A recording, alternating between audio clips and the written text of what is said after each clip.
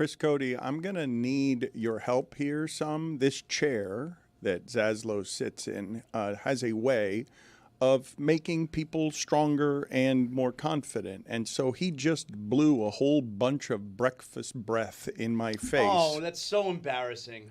With the take that he had yesterday, which I heard on air, but he's still asking me off air, how is Miami minus 7.5 against the Gators not free money? What am I missing? The Hurricanes often hurricane. This team is different. They look different. What am I missing? They always do until they don't, you know? The Gators lost to the team that the Canes just beat by 37. I worry about Georgia Tech. I don't worry about Florida because Florida may have something close to the athletes that Miami does, but I don't expect Cristobal to Cristobal in this one because he didn't Cristobal when they went up to the Gators with what seemed to me a better team the Gators had last year. But that's not how Cristobaling One. works. Like, Cristobaling doesn't work against teams that, like, you tight. It's against teams that you should win easily that then you're like, oh, how did this happen? It's inexplicable, not explicable. Thank you. Well, Tony gets it. Okay, and Tony does get it, and you get it as well. But this isn't the team, program, atmosphere, culture that lost to Middle Tennessee State. Yeah, this no, is it not never that. is. But this is not. Is it not a team that you're watching through the first two games, and you're like, okay, that is physically strong and fast everywhere. And I'm not looking at a lot of teams and seeing that. And in the first two games, like, I know the Notre Dame game was close, but it should not have been. And that's Cristobaling. But they won anyway. They looked physically stronger and faster than Notre Dame. I'm not wrong there, right? Like, no. The game was, they had a 2-touchdown lead and should have expanded upon it and then did what they can do. I've told you before, as stunning a result as I've seen was Mario Cristobal with the team he had in Oregon losing a game to Stanford, that I'm sitting there watching it and I'm like, I don't understand how this just happened. Stanford at the end of the game didn't have anything. Cristobal. Yeah. That's how it happened, and that's how it will happen at some point. Are those lines moving at all on the Dolphins and Gators? Are those lines staying the same? It started, the Dolphins were a 12.5-point dog against the Bills tomorrow night, and Miami has stayed a 7.5-point favorite against the Gators? Didn't it open at 8.5? I think 7.5 is bang on. That's a great line. For people who want to make money on the Canes. This is a team that had 5 interceptions at LSU. Should have won that game playing an F- game offensively. They shouldn't have lost to USF. If you watch that game, again, F- effort, undisciplined. They found ways to lose that game. Their defense is talented now. I do know that they have some injuries here, and Lagway, if you look at the tape, looks broken. But this is a rivalry game. It's a smell your own farts week for the University of Miami. Like, this should be tighter. Not only that, did you see what the money line spread is for the Canes on DraftKings? Minus 305. Dale. Football is back, Jack.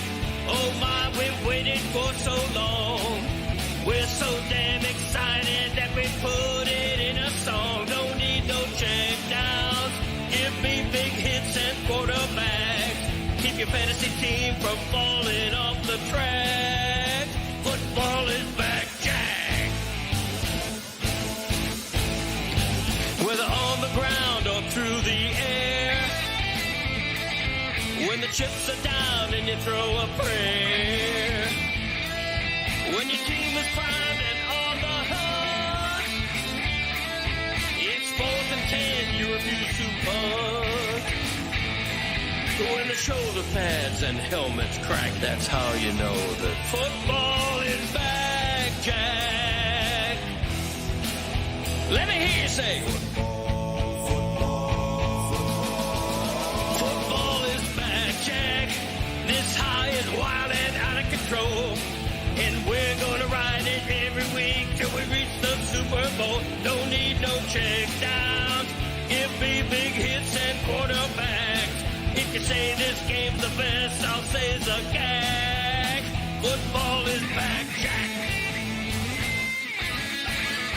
Football is back, Jack.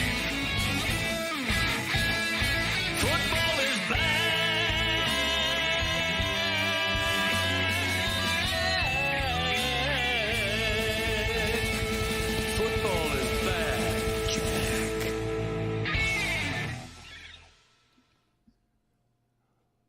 Over the last 25 years of horrific Dolphin football, the longest playoff drought anywhere in the sport, you have heard me say that the Dolphins went from being a national team to being a regional team. They gave up all of the decades of excellence and now are a regional laughingstock. The Athletic today has a headline: Mike McDaniel was the NFL's next coaching prodigy. Then the Dolphins started losing. What is presently around McDaniel isn't around any other coach this early in the season, correct? Because it wasn't that long ago that the Dolphins went to the Bills in a playoff game with their third-string quarterback and almost won the game. And since then, they're 8-14. That's fast how that happened. Because to go from prodigy to Rex Ryan's on television calling you nerd boy as if he's the cool one. Rex Ryan, comfortable calling you nerd boy, creates a visceral reaction around this person that is polarizing and poisoned, because the lack of trust that the fan base right now has in its leadership makes the Dolphins the only loud laughingstock like this early in the season that is surrounded by flying planes, booing, and the expectation that the coach is going to be fired. We did wonder aloud once Mike McDaniel showed up in a town. And he was a breath of fresh air. You don't necessarily hear head coaches talk like that for a reason, because we wondered aloud, like, well, how does this look if they run into adversity? How does this approach work if they struggle? And I think we now know it doesn't help matters. When he's out there in front of a microphone searching for the words, it gives off bumbling, confused in over your head rather than, wow, what a breath of fresh air. Step into the micro and say, today's a great day because we're one step closer to death. Death does that mean? Yeah, it's fine if you're 3-0. Yeah, it's funny and refreshing if it's 3-0. But if you're 0-3, it screams this guy should not be leading a football team. It's also like not that quick of a hook if they get rid of him after this year. Brandon Staley didn't last this long with the Chargers, and he was also viewed as like the next, up and coming genius coach. 4 years is a long time. This is year 4. Yeah, long time. The thing that bothers people a lot, though, you guys have heard me say this before, that in sports, the greatest crime, if you want, outside of real crimes, the greatest optical crime, public relations crime, is thinking that you're better than everyone else or giving off something that seems like unearned arrogance. We don't mind so much when the arrogance is earned. It might bother us, but you'll beat the respect out of us if the arrogance is earned. But Staley and McDaniel suffer from the same thing. It's film room guy who's there for 12 hours doesn't like when new young toddler comes in and thinks he can scheme everyone to death because he's smarter than they are. Charlie Weiss endured this at Notre Dame. He goes from Belichick's side to Notre Dame, and in his first press conference, he says, I have a significant schematic advantage. And then they gave him a giant contract. They might still be paying that. I think it was a giant contract for Charlie Weiss that they paid long after Charlie Weiss was gone, but he got undressed, which is not great when you think of him and his physical features that we've mocked because it looks like the bottom half of his body is turned reverse, and the bottom half of his body, the back of his body is in the front, and the front of his body is in the back in the lower half. But Staley and McDaniel, they paid their dues. It wasn't like they just were handed jobs. They worked their way up in both their situations. With Staley, it just became a thing where Staley's smarter than everyone. He's the analytics guy. Look at him. He never kicks a field goal. He never punts. He always goes for it on 4th down. And then that didn't work. And then they said, you know what? We have our franchise quarterback. We're kind of wasting him. We have to get rid of him. McDaniel is almost a victim of being too successful too early, right? Had you flipped last season and this season to his first 2 seasons and his first 2 seasons with these two, you'd be like, wow, this guy's figured it out. We should maybe extend this guy. But the reality is he kind of peaked with this team a little bit early. So now everything that he's doing on the back end is a disappointment. Instead of him figuring it out, it seems like he's been figured out. We've seen this before in the NFL. Guys come into the league, they look good early, and then the league figures them out, and then they got nothing in their bag to respond to. Well, but I don't believe McDermott actually is any smarter than McDaniel. I just believe he's got a quarterback that the Dolphins don't have, and he's he's made that quarterback someone who no longer turns the ball over. And we're going to get to some Tua sound here that kind of explains why it is the Bills are now the new Patriots of the AFC East. Listen to Tua. This is not something you hear very often as preview to a Thursday night game, Bills-Dolphins. He's top tier. You know, if it's not with his arm, it's with his legs. You know, that dude can do literally anything he wants. So definitely different skill set for me. I can't do half of what he does when it comes to running the ball and any of that. And then with how he can just chuck a ball down the field, you know, with how far and the arm strength that he has, you know, he's supreme when it comes to that. So it's going to be fun. It's not going to be fun. That's embarrassing. I hate that. I wish they would inject him with lye serum. Honestly. Some of that stuff Adam Silver's been taking lately. Oh, my God, that guy. I am so furious listening to this sound. Honestly, he undersold it. He can't do 3/4 of what Josh Allen does. He undersold it. He's too comfortable these last 2 weeks telling everyone what he can't do. Like in the postgame press conference the other day, he's like, I can't throw the ball 80 yards. It's like, don't say that. Yeah. This other thing, like, I'm excited to see Josh Allen. He's so much of a better quarterback than me. I can't do half the stuff he does. It's like, don't say that.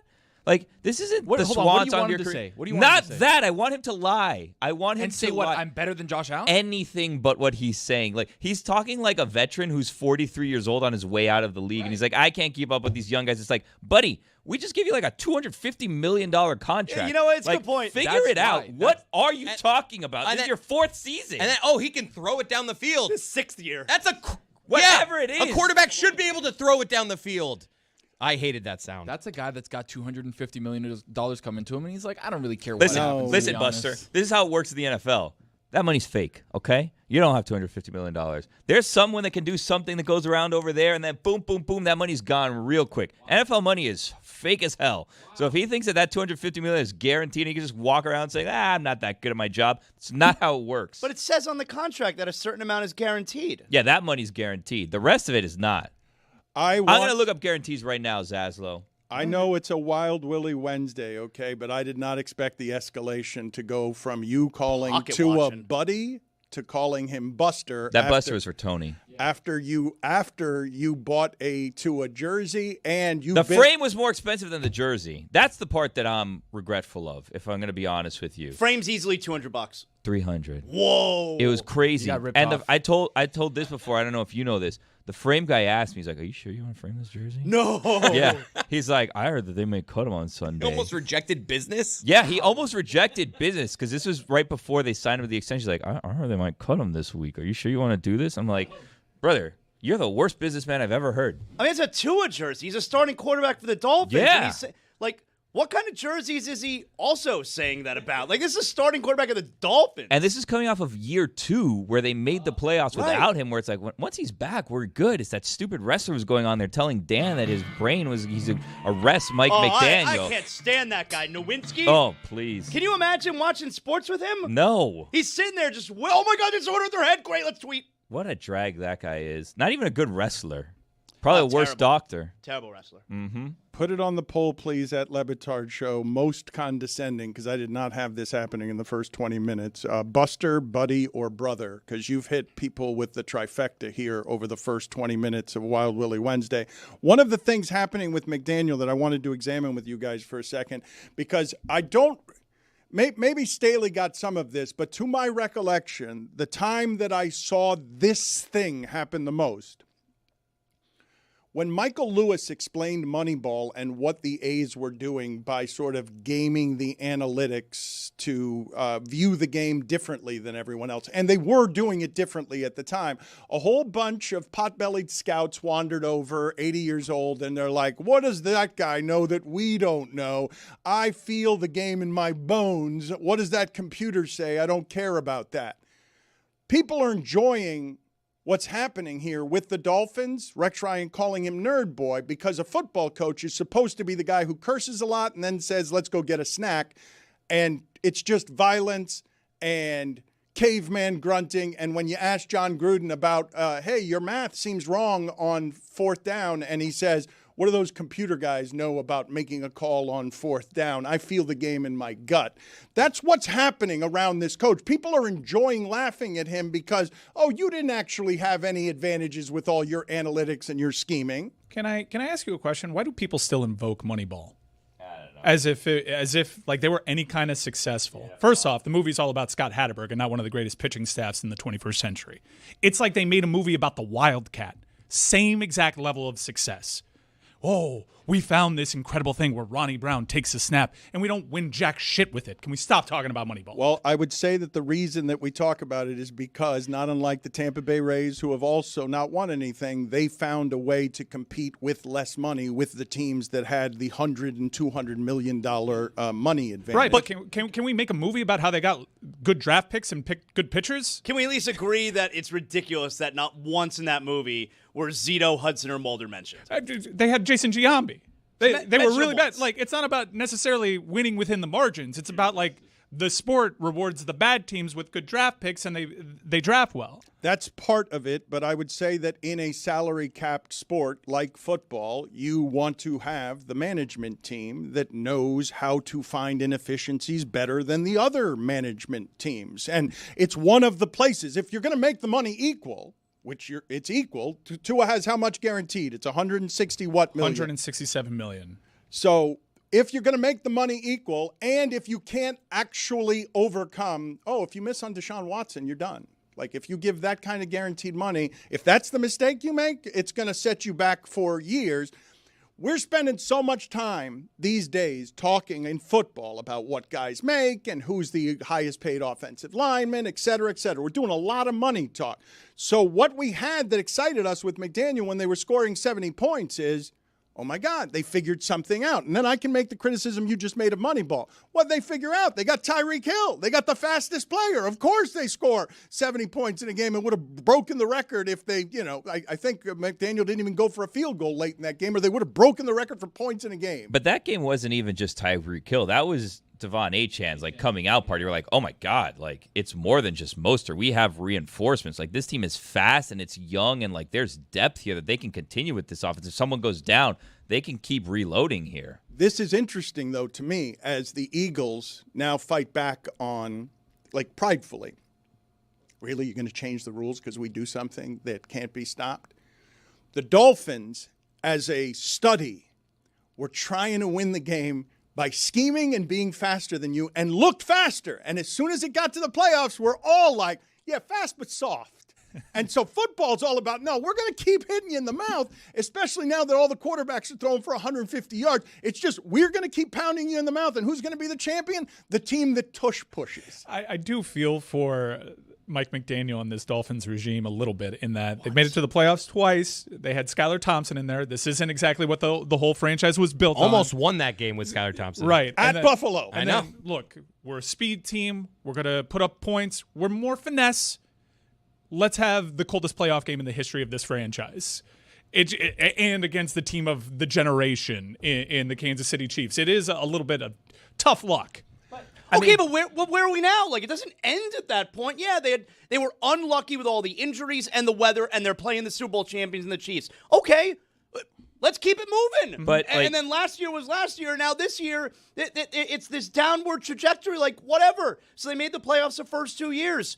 Who cares? Let's keep moving here. And look at them. They're embarrassing. But it wasn't just bad luck, because they had those seasons came down to loss to the Titans. Last it's season, all our fault. Last That season Monday they night missed the game. playoffs because they lost the That was the Titans beginning of the year. early in the week. That's And our fault. Dan, We if did a you watch squinted along. that day. The season before, they lost the Titans on Monday Night Football when they had control of the division. Yep. So They were up 3 games with 5 to play, and somehow they still did Our not win fault. the division. Lost to the Titans. 2 years in a row. Last year, they missed the playoffs by a game, and they lost to the Titans week 3 or week 4. And the Monday night one were ahead by 2 touchdowns in the fourth quarter. 3 minutes left, not just the fourth quarter. Well, that is, you could point to that as ground Will zero. Levis. He does that to everyone. If you squinted that night, Dan. You. That game is where the descent started, and it happened pretty quickly. I do want to, before we get to UM and UF, though, just examine the glee around the downfall.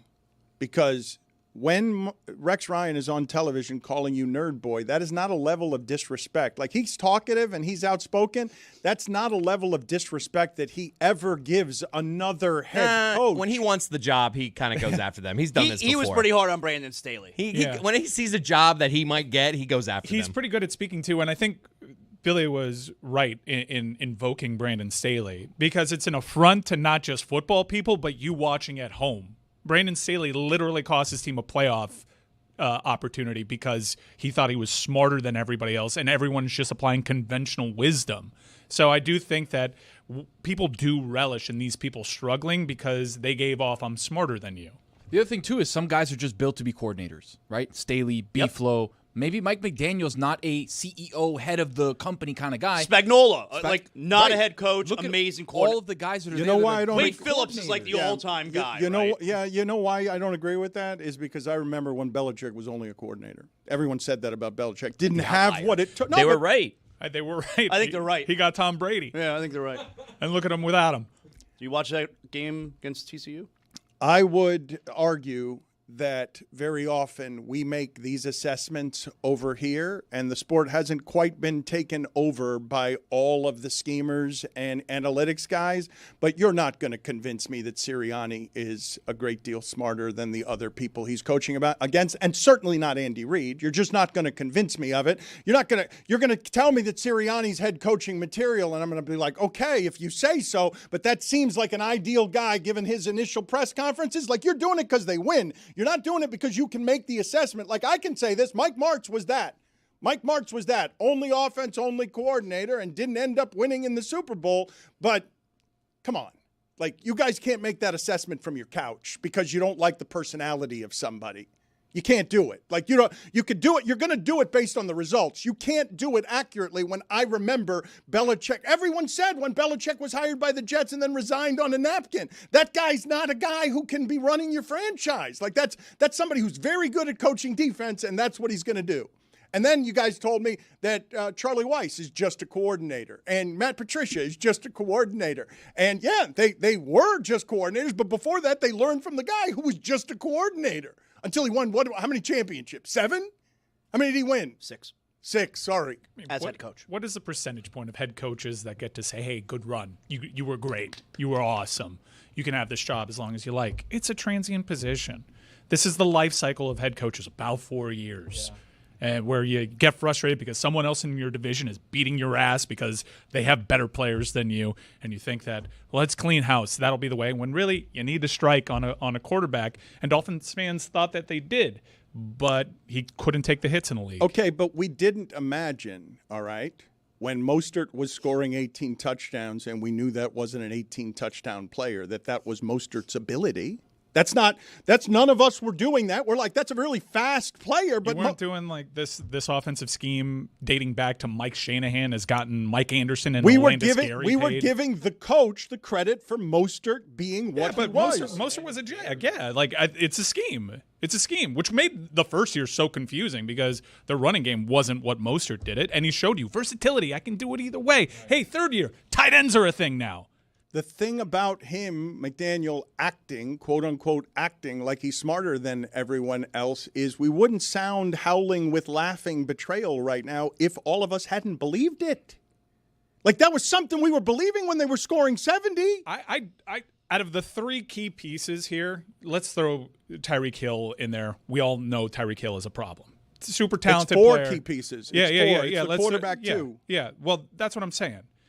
The only reason we all thought Tua was any good was because the stats that he put up in Mike McDaniel's offense. Yeah. The only time you've ever seen Tua be good and had belief in Tua was with Mike McDaniel. Well, no, in college, like he was under Nick very Saban, true. Everyone believed in him. And then fair enough. When I'm he talking came about here, the pros. like he came to Brian Flores, who did not want him to succeed. Yeah, I'm talking about the pros though. I mean, I've seen him do it with Tua, so I'm more inclined to believe Tua is an issue than Mike McDaniel. I think, look, it's an easy answer. I think they're both issues because Mike McDaniel's job when he got here, he had 2 jobs, all right, when he first got here. The first job was, can you show us if Tua can play quarterback? That was his first job, and he succeeded at that. All right. Once we found that part out, okay, step 2 of your job is, can you actually coach the entire team now? And what we're learning is, not sure. Not sure if you can coach the entire team. And the Tua part, he did his job there, except based on what I'm seeing, I think Tua's broken. I don't think he's the quarterback he was 3 years ago. He also had no success without Tua. Like, every time Tua's been out, he has not won those games. So I don't think that we can just say that Mike McDaniel's great at his job and Tua's holding him back. I think the other thing, too, is he runs a tough scheme, right? Didn't Tyreek Hill say, I just learned the scheme like this year? It's been 3 years. Possibly. But again, as you're a quarterback coming in, you're Snoop Huntley being like, all right, I have to learn this super complicated scheme in a week. Let me figure it out. Like, it's really tough. This stuff happens very quickly, where you go from genius to Rex Ryan calling you Mick Genius and Nerd Boy. It happens so quickly that I know people are going to listen to this Dabo Swinney sound and they're going to hear the arrogance of what it is that Dabo Swinney does. But I'm going to play that sound for you so that you guys hear him remind you of what he is and what Clemson's been, because you start with a loss, you start with a couple of losses if you're Clemson, and you see how quickly the whole thing evaporates on you. You create the expectations. You guys have heard me say this before. I cannot imagine what it's like to be Vrabel in New England, because you create such unreasonable expectations that an entire generation of people forgets that the Patriots were bad for 40 years before that. They were terrible for 40 years before that, and it was a miracle that they made the Super Bowl and then got slaughtered with Steve Grogan at quarterback, and then everyone just gets real forgetful, and it's not just decades over which they get forgetful. They get forgetful the first 2 games of a season in college football. But certainly, it's easier to be Mike Vrabel than it was to be Gerard Mayo. Yeah. Correct. He's the savior that's going to come in and get them right back on track.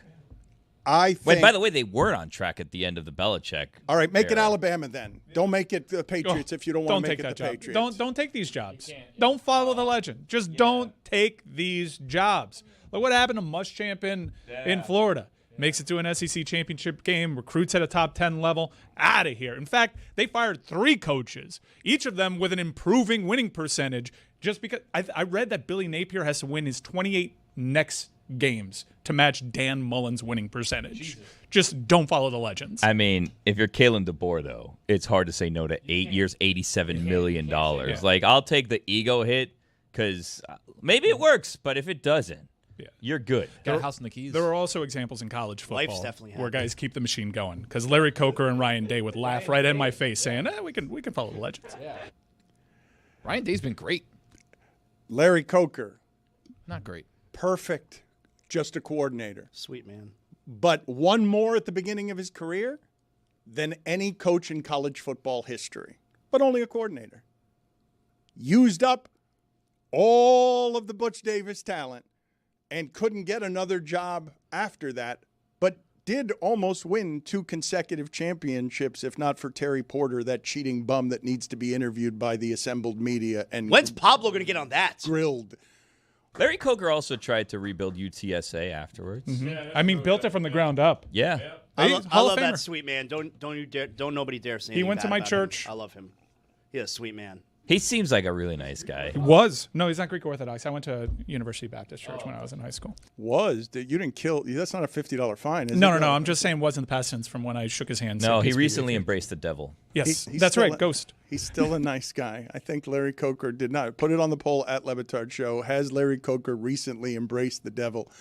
I don't know why Billy did that. Don't Well, do this. because you He is said a he sweet used to man. be. Come on, don't Greek say Orthodox, that. Sweet whatever. Christian man. Come on. I was He's a trying to sweet cover Christian for man. Mike because he's Amen. not dead. So when you said he used to be, how did he used to be? Did he die? No, he didn't die. He just, embraced the devil. He's no longer Greek Orthodox. Coordinator Brian Flores, maybe coordinator juice. Listen, I'm going to come right out and say it. I don't know that for a fact. In fact, I may have invented that just for entertainment purposes. I don't know his stance on the devil. Probably anti-devil. Very if I were to anti-devil guess. from my limited engagements Yeah. with the man. Now, Does if not like we're him. pro-devil, like whatever, that's you. No judgment here. But I don't think that's. I would judge someone who's pro-devil. Really? Yeah. Why? Put that on me. I'll judge the hell out of you if you're pro-devil. Why is that? Because the devil sucks, man. How do you know? Believe me, I know. Have you ever met anyone that you're like, you know what? I heard really bad things about this person. They're not that bad. Look, I know it's Wild Billy Wednesday. You're going to start this shit here? You're going to defend the devil? No, I'm not defending the devil. I'm just saying I don't know the devil personally. So I don't want to judge or judge others that may have a more intimate relationship with the devil. He's already been judged.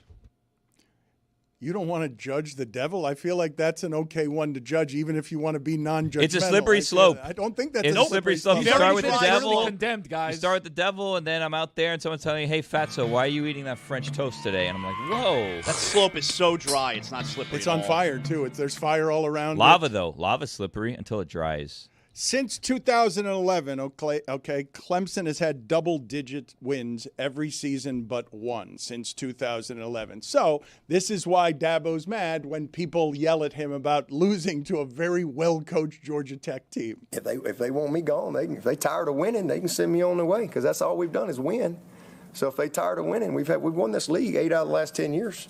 Is that not good? I'm just asking. Is that good? I don't know if that's good or not.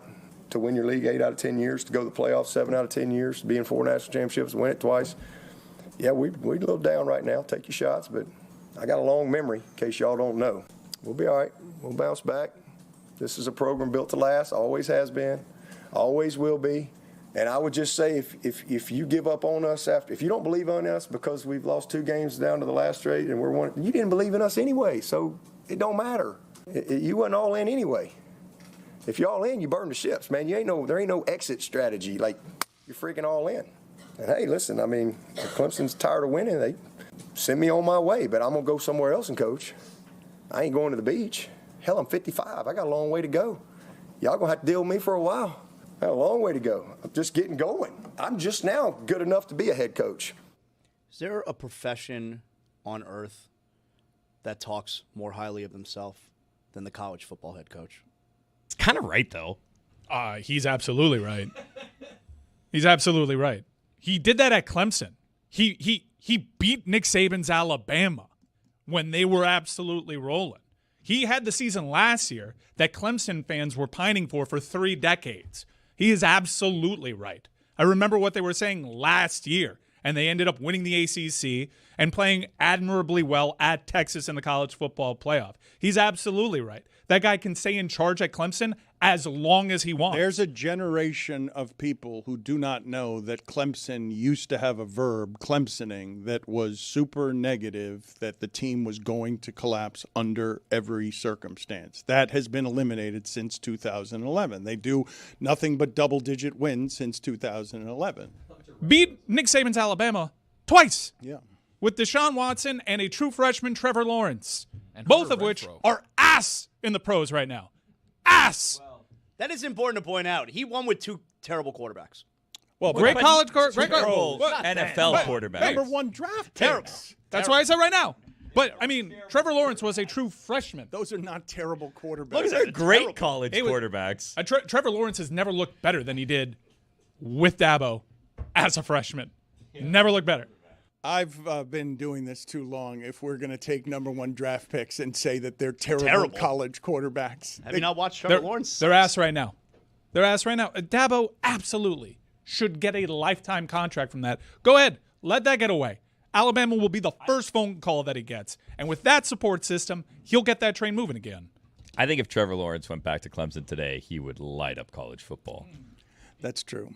When you say they're ass, I believe that the ass gets a bad rap here. I believe that the ass is a very functional thing. There's some good ass. There's a lot of good ass. They're the badass. You want to fight me on Trevor Lawrence and Deshaun Watson being ass presently? They are ass. I am fighting you on ass as an insult. The ass is necessary. There are many fine asses, and the way that you guys are describing this right now, and trust me, I had Jacksonville on the money line Sunday. So when he dropped back to pass, brother. what I saw was a body with an ass on top with a face mask. There was an ass on his head. He was wearing number 7, Dan. That's what he was wearing. Let me not get started. Mike Williams is out of the league now. He's retired. Christian Wilkins, ass. I'm just saying. Those Alabama teams that they beat, they got guys still in the league. We could be talking about a donkey, a mule, that type of ass. Not all ass is bad. I'm telling you, there's a lot of ass on my algorithm, and it ain't that bad. Works hard. Christian Wilkins is injured and then released from his team because of Something weird. something that we don't exactly know. He was expendable. Where is he now? Did he resign anywhere? Nowhere. I think he's still recovering from whatever his injury was. He kissed someone on the head. That's what allegedly happened. Conflicting know. reports. Okay. And other people have gone at like, oh, you're softening your reporting. That's not actually what happened. And it was a whole thing. And then the game started, and we're like, we don't give a shit anymore. Justin Tucker anywhere? Is someone going to sign Justin Tucker when they get into a panicked situation? With me. Justin Tucker. I don't know if anybody's kicking situation is going to be that desperate. I'm pretty sure Justin Tucker is done. Yeah. I'd be shocked. I got ball sacked not too long ago where I'm like, the Browns signed him. And then that's why I remember. I was like, yeah, I was like, no, that was fake. Is that the verb you want to use with Justin Tucker, that you got ball sacked without any context? I think that without any context, no one would know what that meant. Precisely. With the context is why it becomes bad. You're the problem. You made this bad. UM and UF is this weekend, and while they don't play all the time, I'm old enough to remember when that was the University of Miami's biggest game and biggest rival, that there was no rival bigger than Florida. I think some of that has dissipated, right? Because the games were against Florida State, and Miami doesn't hate Florida State. Bobby Bowden's part of the reason for that. But when you think of rivalries with Miami, Notre Dame goes to a higher level than Florida because all those games in the past were always for the championship. But Florida-Miami is still – I thought that's why the point spread is where it is, honestly, because people are just giving – the money is giving respect to the idea that teams that don't like each other and have rivalry games, that those games are often very close or closer than you expect them to be. I think the sports books are just trying to help boost the economy because that's free money. I think it's a perfect line. Florida showed last year that when their backs are up against the wall, they play hard for their head coach. To me, this is my most hated rival. I know it's not, the feeling's not mutual. Florida, even though they would readily admit that they hate Miami, they'd consider Georgia their biggest rival. I got Florida State, Notre Dame, and then like the Virginia Techs of the world.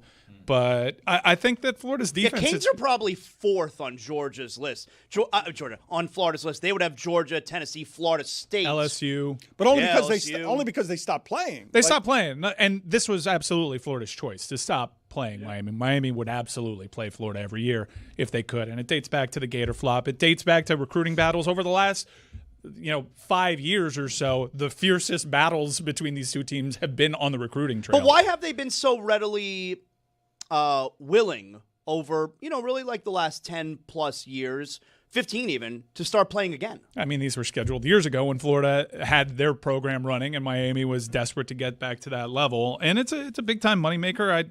I think we'll go several years again without seeing these two teams play. But is this the last one scheduled? Yeah, last one scheduled, I believe. This is the big rivalry for you guys are talking about from the fans' perspective. From the players, though, a lot of these kids grew up together. I would argue Miami, Florida, the players think this is the biggest rivalry. Most of the players on this field had a decision to make. Do I go to Florida or do I go to Miami? And they picked their sides. The way that Florida played, you said they could have won that game, and they could have, and it's hard to win a game when your quarterback is throwing 5 interceptions. I don't know how many there have been in history where your quarterback is throwing 5 interceptions. Usually get taken out after 4. Yeah, or you're Jared Goff.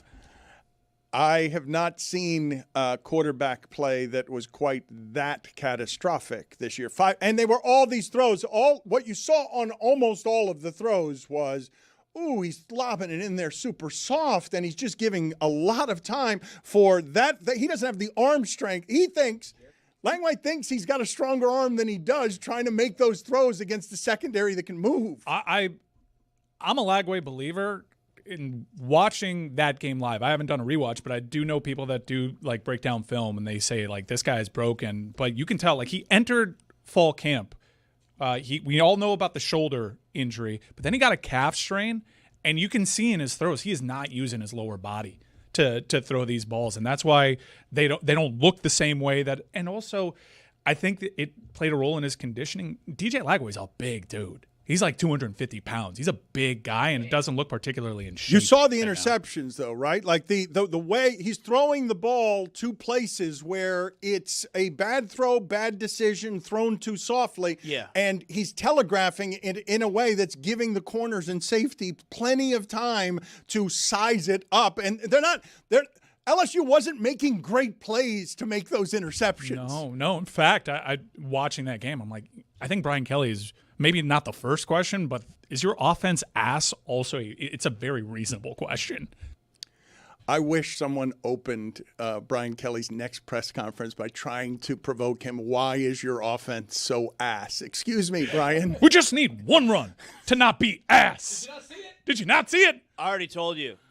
There's a lot of ass out there that's good, my algorithm. Okay. You've mentioned this before. I thought it was boobs. I thought your algorithm was boobs.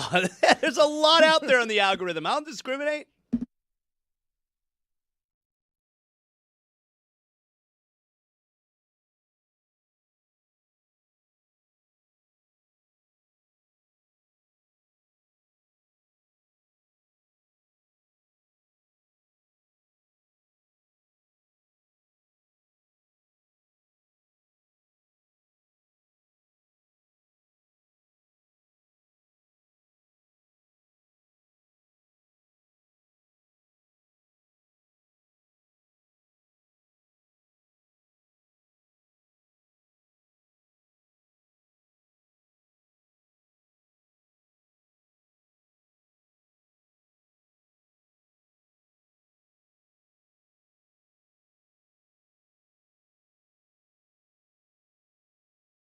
The wall and loses a tire after just 2 laps. At the restart, Sergio Perez has a lead with 5 laps left.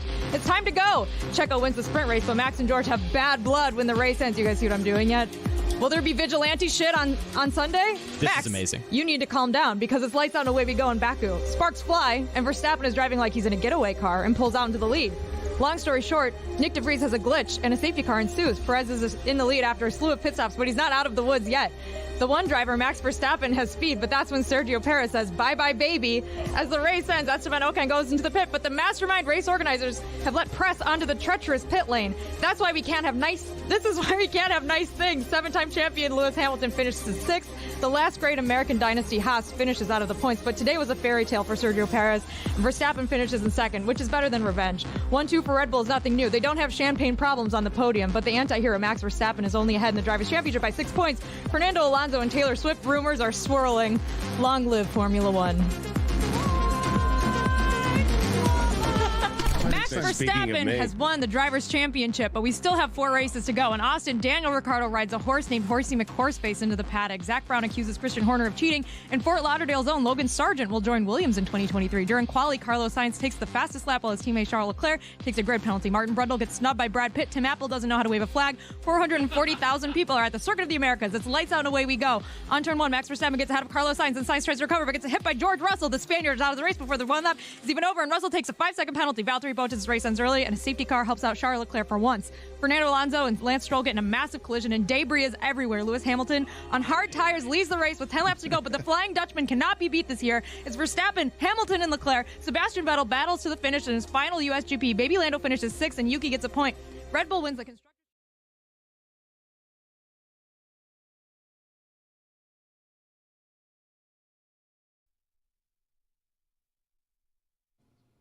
This episode of the Dan Le Batard Show is presented by DraftKings. DraftKings, the crown is yours. Mike Ryan wasn't here yesterday. We'll get to Nick Wright in a second. He's the host of What's Right with Nick Wright and FS1's First Things First. He is the hottest thing in sports gasbagging these days. Mike, did you object to anything that I did or the show did yesterday when you were off? Because I suspect that you probably didn't like anything I had to say about the Chiefs. 3 things I took issue with. Tom Brady conversation. I think there's more meat on that bone. We can revisit that later. The phrase Rex Grossman dragged the Bears to the Super Bowl was uttered yesterday, and Dan went unchecked when it was quite literally the other way around. Totally fair.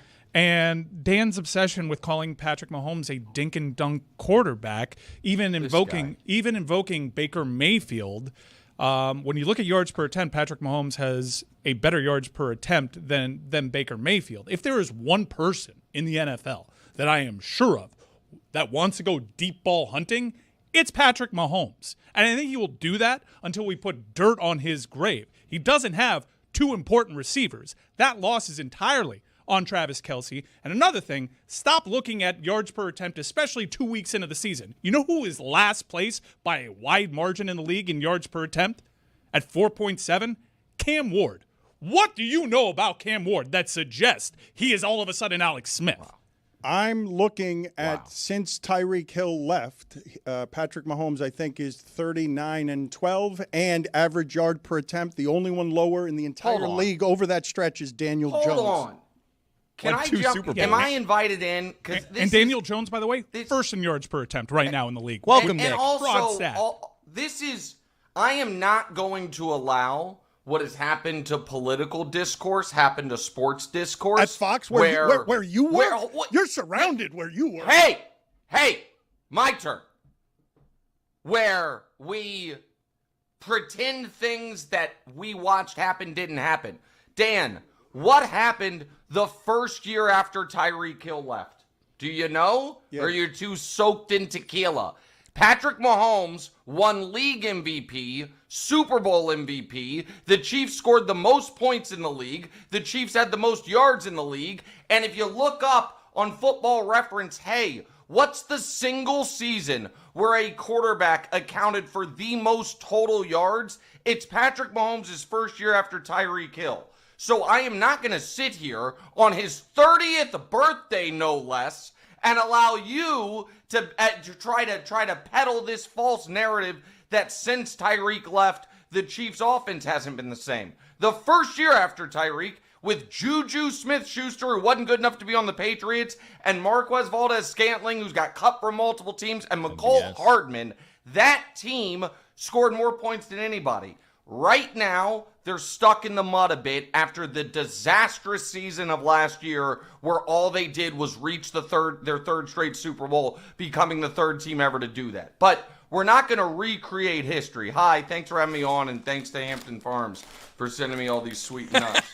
What happened to Great political nuts. discourse? I appreciate that. What'd you say? He said, what happened to political discourse? Well, what happened to political discourse is we stopped arguing about what we should do about things, and we started arguing about what actually happened in the past, and it ruined everything. Like, we used to agree that what had occurred, what the facts on the ground were, and then we disagreed about solutions or about root causes. But now, every political discussion, you can't even get to the topic because we spend time arguing. It would be as if every Jordan-LeBron debate, somebody came out and they were like, well, how could Jordan be better? He only won 4 championships. And then someone's like, no, he won 6. They're like, actually, you're wrong. Fake news. And then we're just arguing about what happened. Like that. So sports, luckily, has avoided that. But I saw this slippery slope, Dan, you're trying to walk down with this, Patrick Mahomes post Tyreek Hill. How good is he? Patrick Mahomes post Tyreek Hill won an MVP. Well, I already explained it. I'm going to give the same stat I gave yesterday. Sweet Christ. Since 2023, games with 320-plus passing yards. Patrick Mahomes has 3. Jake Browning has 3.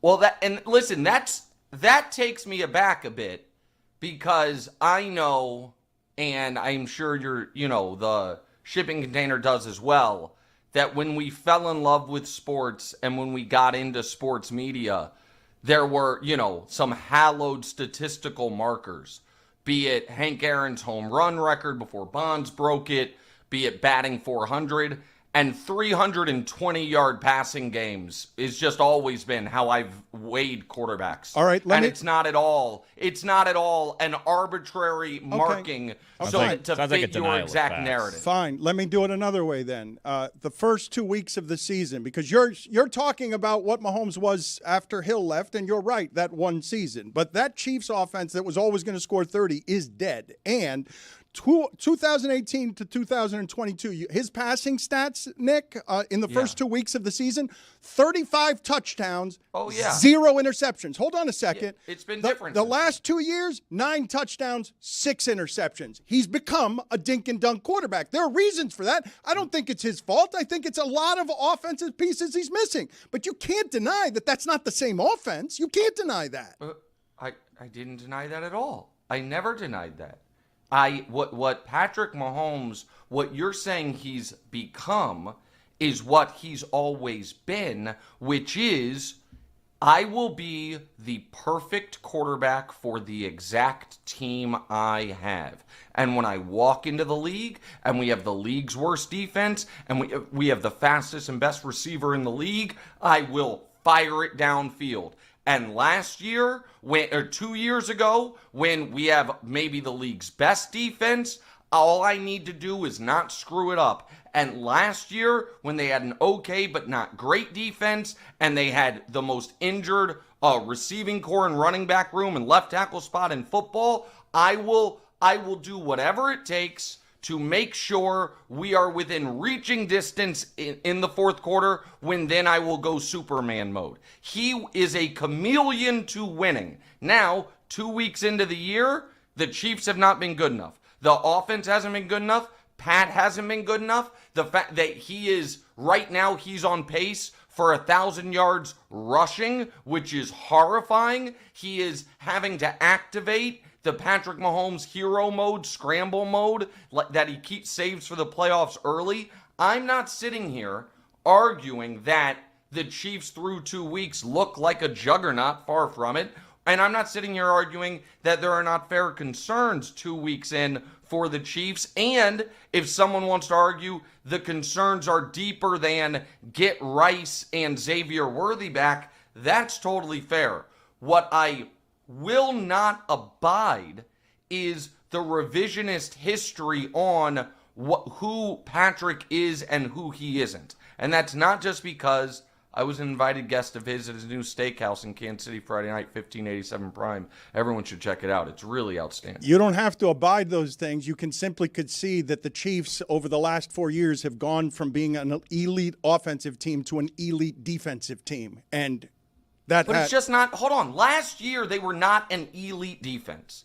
Last year, call Mina Kimes and have her tell you about DVOA or EPA or any of those fancy stats that you can't sort on ESPN, and you'll see they were roughly the 10th best defense. And last year, how did they go 17-2 in games Patrick played if we throw out the meaningless Week 18 game? It was because he made every play when it mattered late. And I know the new age sports math is clutch doesn't exist. Actually, when you think about it, Lamar's career and Patrick's career are very similar. But in our bones, we know that's not true. And so it's just not accurate that last year they were carried by the defense. Not when he was the best fourth quarter, the best third down, and the best fourth down quarterback in the league. This year, the defense has been far better than the offense. Now, 2 games is 2 games, and there are things that go into it, but there's no defending what they've been this season. There's what is so irritating and what is so frustrating is we have done this now for 4 years, where there is, and I'll try to be quick because I know we don't have as much time as we normally do. They get blasted in the Super Bowl by the Bucs, and we do the whole narrative of, are the Chiefs in trouble? Nobody remembers this but me. They start the next year 3-4, including a 27-3 loss to Ryan Tannehill, and the Chiefs are dead, and they end up in overtime of the AFC Championship game, but they lose it, and they trade Tyreek Hill, and the narrative is, okay, now we're going to see, what Patrick Mahomes is really made of. He has the year that I said where he wins league MVP, they win the Super Bowl, and everyone says, all right, we're done doubting Patrick Mahomes this year for real. But then the next year, they lose the opener to Detroit. They have all the drops. They have to go on the road in the playoffs, and people going into that postseason are like, you know what? The Cleveland Browns with that defense might be scarier than the Chiefs. The Miami Dolphins might be able to go into Arrowhead and win. They've never won a road playoff game. And then he beats Lamar, he beats Josh, he beats the Niners, and everyone swears, all right, this time for real, we're serious, we're done. And then last year, they have the best record in football every single day of the season, and the narrative is, yeah, but they don't make me feel all warm and fuzzy inside, and this is the Bills' year. And then once again, they play the AFC Championship game. He outplays Josh. He beats Josh. Josh has the ball in his hands with a chance to go win the game, get 17 yards, and everyone swears, we're done doubting him. He's proven it, and that lasted 3 games of football. And now we're back here. It's just, I expect it.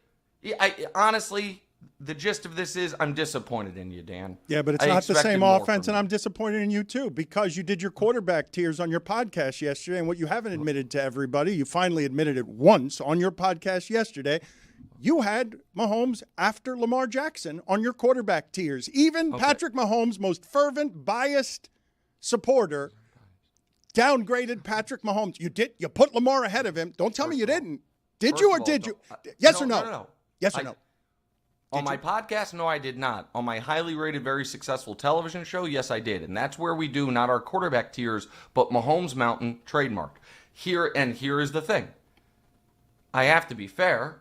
I have to be honest. And I also, and what I took issue with was you calling me biased. I'm not biased on anything. I'm a truth teller. And I'll take the slings and arrows for it. What is also true is, as I mentioned here at the beginning of our interview, what is today?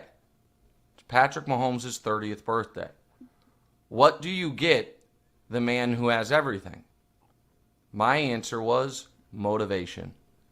And I decided what better present to give Patrick than when they play the Giants this week, and then who comes to town 10 days from now? Oh, is that Lamar Jackson? Is that the guy that all of a sudden I'm looking up at on Mahomes Mountain? Is that potentially, possibly, the thing the Chiefs need to snap out of their funk? Maybe. Also, Lamar's been great. And nobody's ever doubted that Lamar is an all-time great regular season quarterback. Nobody's ever doubted that, and he's earned it. That's a great gift. Put it on the poll at Le Batard Show. Greater truth teller, Nick Wright or Pablo Torre? Because sweet Christ. Do you put motivation in a box and wrap it? Like, how do you present someone motivation? Why does your hair look like Razor Ramon's? Oh, thanks. Hi, Mike. I missed you, buddy. Present day Razor Ramon. Yeah, I mean, is that see Nash or Hall? I don't remember. I apologize. Did he pass? He did pass away. He's dead. All right, that's why Billy did that. Legend. Billy's mean. I am going for that look, by the way. The jewelry, the hair, it's all a of good it. look. He needs a toothpick. Can I? Yeah, for sure. What was I gonna say? Oh yeah, Dan or Mike. By the way, Team Baker, let's go, buddy. Oh, He's boy. streaking towards the 1 seed as predicted by me, the Super Bowl as predicted by me, and maybe an MVP. He was the best third down quarterback last year, not Patrick. He was the best third down quarterback. Tampa was. Nick Wright is always right about quarterbacks. He's always maintained his support for Baker Mayfield, and he does deserve to be in the MVP conversation. Continue. Nick, can you believe that Dan, as Patrick Mahomes of all people, be the quarterback that's looking for the 4-yard drag route, as if he's not the guy that is always going to be looking for the deep shot. He's not looking for it. He's just throwing that one. That's what he's throwing the last 2 years. I mean, he made it to a Super Bowl taking what the defense gives him. He's doing what he needs to do. Oh, wow. What a look. I like that. It's awesome. If I took my shirt off, it'd probably look the same. Do it. That's a good one. I was about to tell you guys something. Pablo. No, it definitely was not about Pablo. Motivation boxes. The only thing I'm going to say, I don't want to do the Pablo thing. It's just, him tweeting to Mark Cuban, oh, you have time to tweet but not have time to come on my podcast. That is fruit of the same poisonous tree as to why I'm banned from his podcast. Pablo's doing great work here. But Pablo somehow got in his head that everyone has some type of odd obligation to his podcast. Like Mark Cuban, you want to opine on this and you won't do it on my podcast where I make money, where my main source, like, how dare you? Like, it's just, a meaner person would call it entitlement. I wouldn't do that. It's just odd to me. Like, I don't I would never imagine if I texted you, Dan, after hearing your Chiefs nonsense yesterday, and I was like, "How dare you talk about that? Not with me, not on my platform where I can monetize it." So that part to me is interesting. But he's doing a good job. The work that Pablo Torre is doing is extraordinary, but the funny part of that particular exchange that did have some entitlement in it is that Mark Cuban is answering questions from Channing Frye and Kendrick Perkins about something that he doesn't have actual knowledge on, instead of talking to the person who actually can rebut some of the things that he's saying. Well, yeah, I understand that, but I also... it's not a congressional subpoena. It's a podcast in Lower Manhattan. Like Cuban can do whatever the hell he wants. Like, it's free form conversation. I don't know how much time we have. Can I say something about Tua? Have you guys talked about this? Yeah, one? I got one more before you get into Tua. We have a total of 4 minutes left with you here. Okay. So Mike's got a question. No, we'll do Mike's question and then Tua. Real quick, is Travis Kelce, is he kind of skating on this? Because like Patrick Mahomes probably beats the reigning Super Bowl champions without his 2 leading wide receivers if Travis Kelce just holds on to a touchdown pass that ended up turning into an interception. All right, he hurts Xavier Worthy week 1. Travis had a rough start to the year. Listen, I am of the belief that Travis maybe was covering for Xavier because he said he ran the wrong route. Travis said Travis ran the wrong route, that he needed more depth. I think it's on the board that could have been Xavier's screw up and he's covering for him, but I don't know. But that happens week 1. The other thing that happens week 1 is when they're trying to come back late, he and Patrick have a bit of a miscommunication down by the goal line. And then obviously in week 2, I agree with you, Mike. I think they win that game if he holds on to the ball. It's been a rough start to the year. I am going to give the greatest tight end in the history of the league some grace, and I think he will recover from it. But yeah, I mean, it's been, and Travis will be the first to tell you, it hasn't been a great start to the year for Travis Kelce, despite the fact that he seems, kind of more agile and slimmer than last season. He's also old, and there's a lot on that body. Wedding planning's stressful as hell, too. Well, how about when you say old, this is like one of my favorite facts. He and Gronk are the same age. Yep. Like 6 months of each other. Yeah. That's true. Yep. Gronk retired for the first time 6 years ago. Yep. Gronk retired 6 years ago and then retired again for good 3 years ago. And Travis is still out here, churning out 1,000-yard or near 1,000-yard seasons. I would say, though, that can't say he's not good. We'll get to Tua in a second, but to expect Travis Kelce at, 36, 35? 36. To expect a 1,000-yard season from him at 36 would be to expect something from a 36-year-old tight end that 36-year-old tight ends historically simply can't do. He's done it, but not at 36. No, that's correct. And I mean, last year he had, I think, almost 900. The year before he had 980. This year he's actually on pace, yardage-wise for 1,000. But agree, listen, he has broken all those types of tight end records. I think Tony Gonzalez is the only old tight end to have, really prolific seasons like that. But right now they need him. And they're going to need him until they get their guys back. And they're going to need to... When your guy's season fully goes to hell, you think we can trade for Achane? I'd like that. I'd like him. More than Hill? You don't want Hill back? Honest to God, only because I don't want to further your narrative. I would otherwise. So you don't want 30-point games anymore because you don't want the 30-point offense anymore that's always going over 30 points. That's not for you. You'd rather win. In 4 years with Tyreek Hill on this team, the Chiefs won 1 Super Bowl, went to 2. In 3 years without him, they've went to 3 Super Bowls and won 2. They've been just fine. And what they need right now is a running game, to be totally honest. But I know that's not all sexy for you. Get Brashard Smith in there. You do have Achane. It's Brashard Smith, baby. Jalen Wright's available.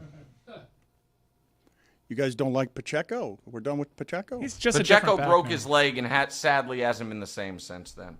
Can I say my 1 Tua take? Yes. He's got to stop doing press conferences, man. So bad. He's so bad at them consistently. And he can't be like, listen, you can't say about the quarterback you're about to play, obviously he runs it and throws it better than you. I'm half the quarterback he is. I'm not anything close. That guy, man, how much fun would it be to have a quarterback that good? Bro, you make almost as much money as him. You're in the same division. You can't say, you then have to at least add in, be like, but he can't do what I can do. But the problem is, the answer to that's nothing. There's nothing Tua can do that Josh can't do. So that's a bad press conference. This is a bad one. Bad. Host of What's Right with Nick Wright and FS1's First Things First. You can watch him, as I said, First Things First, weekdays at 3 p.m. Eastern on FS1. But I would recommend more strongly the podcast he does with his son, just because I love your father-son dynamic, and I love that you're showing that side of yourself to people. I appreciate that. Listen, I learned from the best as far as doing, bring your family into your sports media orbit. So I appreciate that. I would apologize for my tone at the beginning of this and for implying that you drank too much tequila and yelling at you, but not an insult I stand to by tell every me. word of it. This is dumb. You said we were done with this, and I don't have the full screen up. But did you guys have this picture as like a lower bottom corner thumbnail the whole time? Nick, we're out of time. I'm sorry, we're out of time. We'll see you. We'll see you soon. It seems as though the Kansas City Chiefs' legacy is on the line, headed into Sunday Night Football against the New York Giants, where you have a dink and dunk quarterback such as Patrick Mahomes going up against a yards per attempt juggernaut in Russell Wilson just 2 weeks into the season. Great stat. And let me tell you about a great place to get tickets to watch this game between the new version of Alex Smith and the new version of Dan Marino. You go to Game Time. You download that app. You create an account, and you use a promo code DAN when you're looking for tickets. All right? What you see is what you pay. You get $20 off when you use that promo code DAN on your first purchase. You get zone deals. You get panoramic seat views. Trust me, I use Game Time all the time. It is the absolute best. Terms apply. Swipe, tap, ticket, go. I'm going to betray Nick Wright right now because of how we began that interview and read a text exchange that Nick Wright and I had. I texted him simply last week the word Pablo with an exclamation point. And this was the day that he had the second Kawhi Leonard story, which I'm not going to assume is the last of the Kawhi Leonard stories. And Nick's response to that was, what about him? And I'm like, well, he's unspooling 7-month investigations while you fart clicks. And his response was, counterpoint. I'm providing content that is helping provide hundreds of thousands, if not millions, of sports fans a fun respite in this interminable hellscape we currently live in, while he is getting applause from the absolute most boring people in the world about a story that even the most diehard NBA fans can only pretend to kind of care about. Bonus counterpoint. My farted out Mahomes takes will result in the exact same number of real sanctions as his 7 months of Kawhi reporting. 0. That part he's probably right about. But it is good journalism, and I applaud him for it. He better get his tux ready for the 2026 Peabodys. It's a real feud. My favorite part was only the most boring people care about this. Their feud is real. It is magisterial. Ray Hudson might say, which allows me to play a Ray Hudson clip today, like I will every day until the World Cup. Wonderful predator inside the box. What a ball! He did it again, and it's Villa! Goal! Messi's magic that is bringing the curtain up, and it's Villa that's bringing the curtain down. Real Madrid's defense stretched out like spandex on Miami Beach, and Casillas is left naked again. It's the visionary genius of Lionel Messi and the precise weight of the pass that opens the white shirts up like a fresh fish. Do you guys know that hockey, the Panthers are playing an exhibition game in 4 days? Dan, I was sitting at the table before our pre-production meeting this morning. I'm on ESPN.com. I want to check out what's going on in our world. And it says right there under my favorites that the Florida Panthers have a preseason game against the Predators on the date 9/12. 21. And so I thought about it for a second. Hold on. Today, I believe, is 9/17, and I did some quick math. And it appears to me the Panthers have a preseason game in 4 days. We are so back. Oh, my God. That made me so happy. 4 days? Did you think that you had your months wrong and that it was 9 and 9 was next month? Well, I get confused sometimes. Is 9 September? Is 9 August? You can't tell me you always know immediately the number of the month. What's the month you get most confused with the number? Probably around August, September. Yeah. I think that's the I'm most like, August confusing. is at 9. Like, also, April's a little bit confusing to me, too. I'm a little worried. I put the date down, and I was like, okay, 9 to 17. I don't know what's happening. Why is April hard for you? I would have thought April's pretty 7. easy. I would have thought July. I would have thought something in the middle of June, July. We all have our shortcomings, okay? December, Billy, is the hard one for you?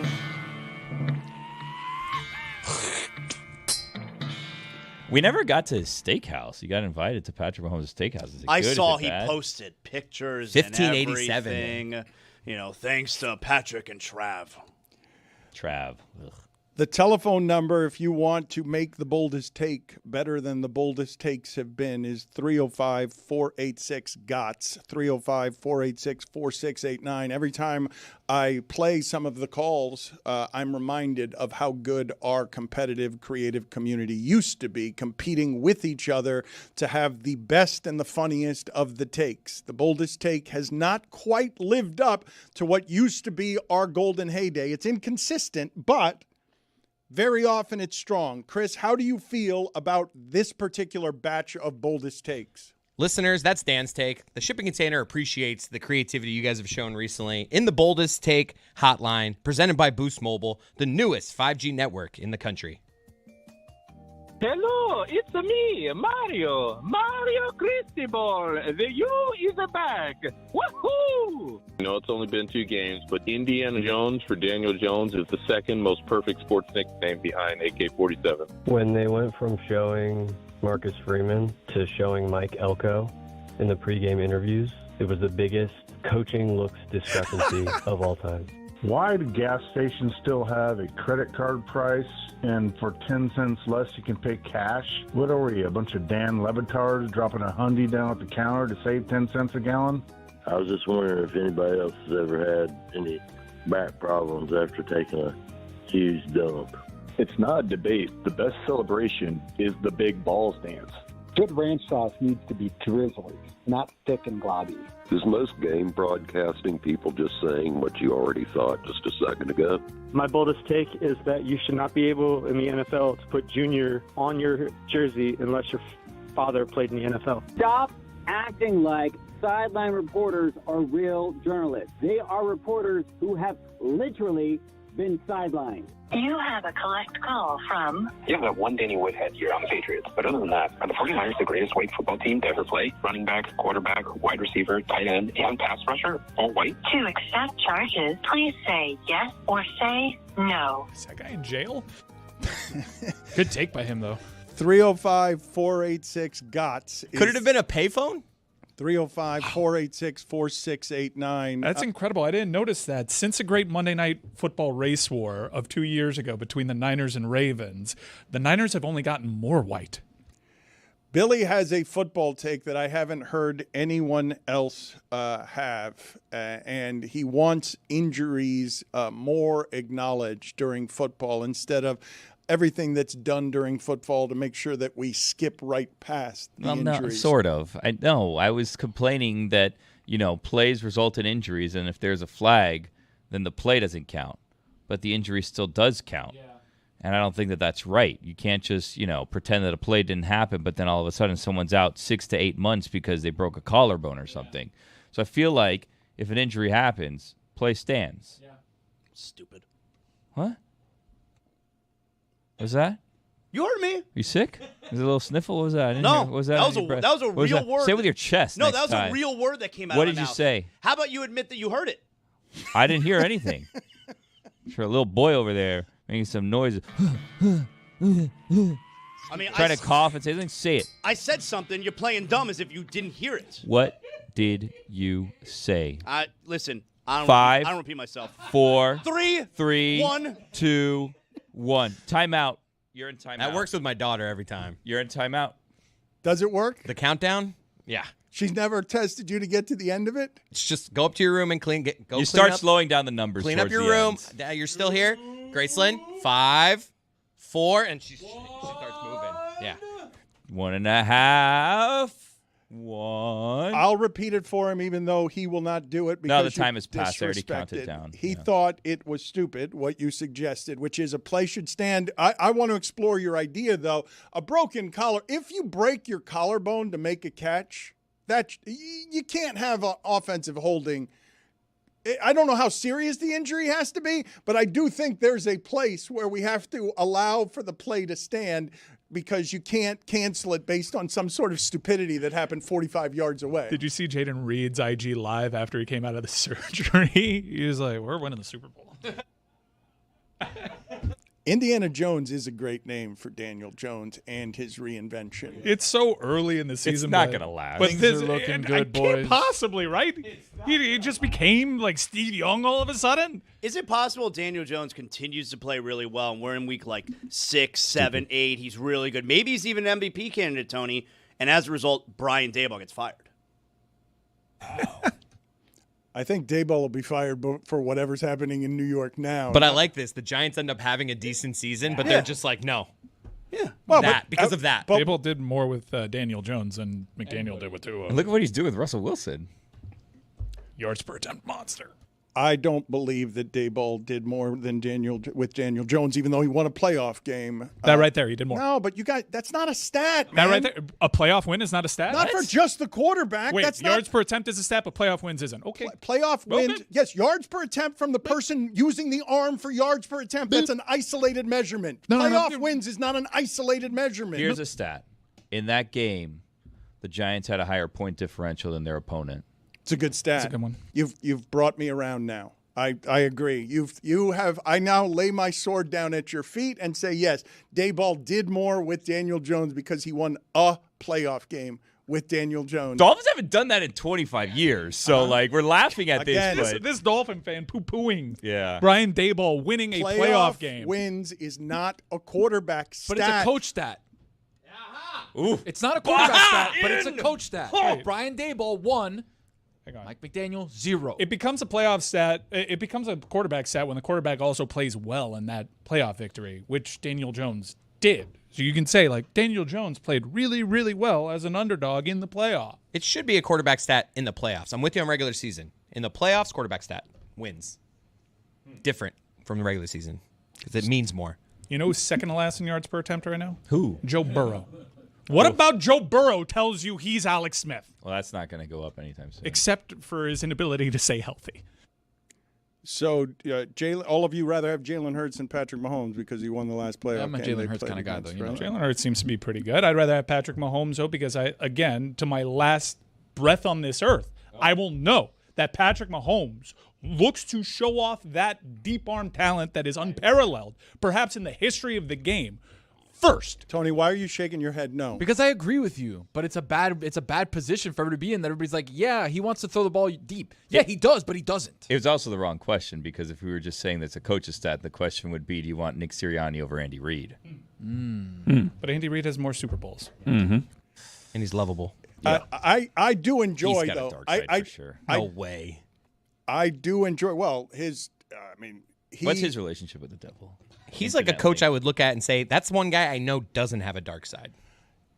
Well, his family life is we don't have to go there. No. That's not what we're doing. No. We're just talking about stat of the day or something. What Go are we gonna on. do here? He's jolly. Who are you telling to go on? To be determined. What do you mean to be You don't want determined? Dan to go down this road. What do you mean determined? You might be new around these parts. We You were don't having want Dan to fun. do this. Man, we were having fun. I just anytime I think of Andy Reid, Here we go. I No, think no. about No. Hamburgers, Go on. cheeseburgers. How about no? Delicious. don't- The guy going down the stairs. How about this Tom Brady thing? He looked funny in those headphones. is how much he enjoys Cheese Whiz. There we go. We're And back. says that he enjoys Cheese Whiz. You guys are doing the best, and I think it really is my favorite of the football analysis, which is guy who wins all the time, he's the best. or guy. How do you do it? Yeah. Whoever loses tell me how could I'm be the stupid. best. Tell me how I'm stupid for doing Participation award over here. It's a good formula. Yeah, Tom Brady won a lot. He seems pretty good. There are a lot of ways to measure individual performance. Rings. And you guys, when you're doing analysis of people, there is no insight in they won, therefore he's the best. But Patrick Mahomes is the best and has been the best ever since like Tom Brady went away. And he also does the conventional winning. And we were doing this last year when they had a point differential that like the New York Giants. And what happened? Patrick Mahomes found a way. Like, he makes the plays. He made the plays against Philadelphia. You can put that loss on literally anyone else on that roster, not Patrick Mahomes. Well, what are you doing there? Because the other guys won. Like, what are you doing there? If wins are the quarterback stat, what are you doing where Patrick Mahomes loses and he's not responsible for it? I'm merely saying, like, you're taking the strange position that the problem is Patrick Mahomes when it's very clearly not. I'm not taking the position the problem is Patrick Mahomes. I'm saying that team's no longer what it was on offense. And I'm saying you did that last year and they made it to a Super Bowl, and I know that quarterback can fix it if he has his full complement of receivers. But the offense is still not the same. They can make it to the Super Bowl, but the offense isn't the same. Let him get his receivers back. Okay, we've been waiting for 2 years for that to happen. And they've been literally gone for 2 years.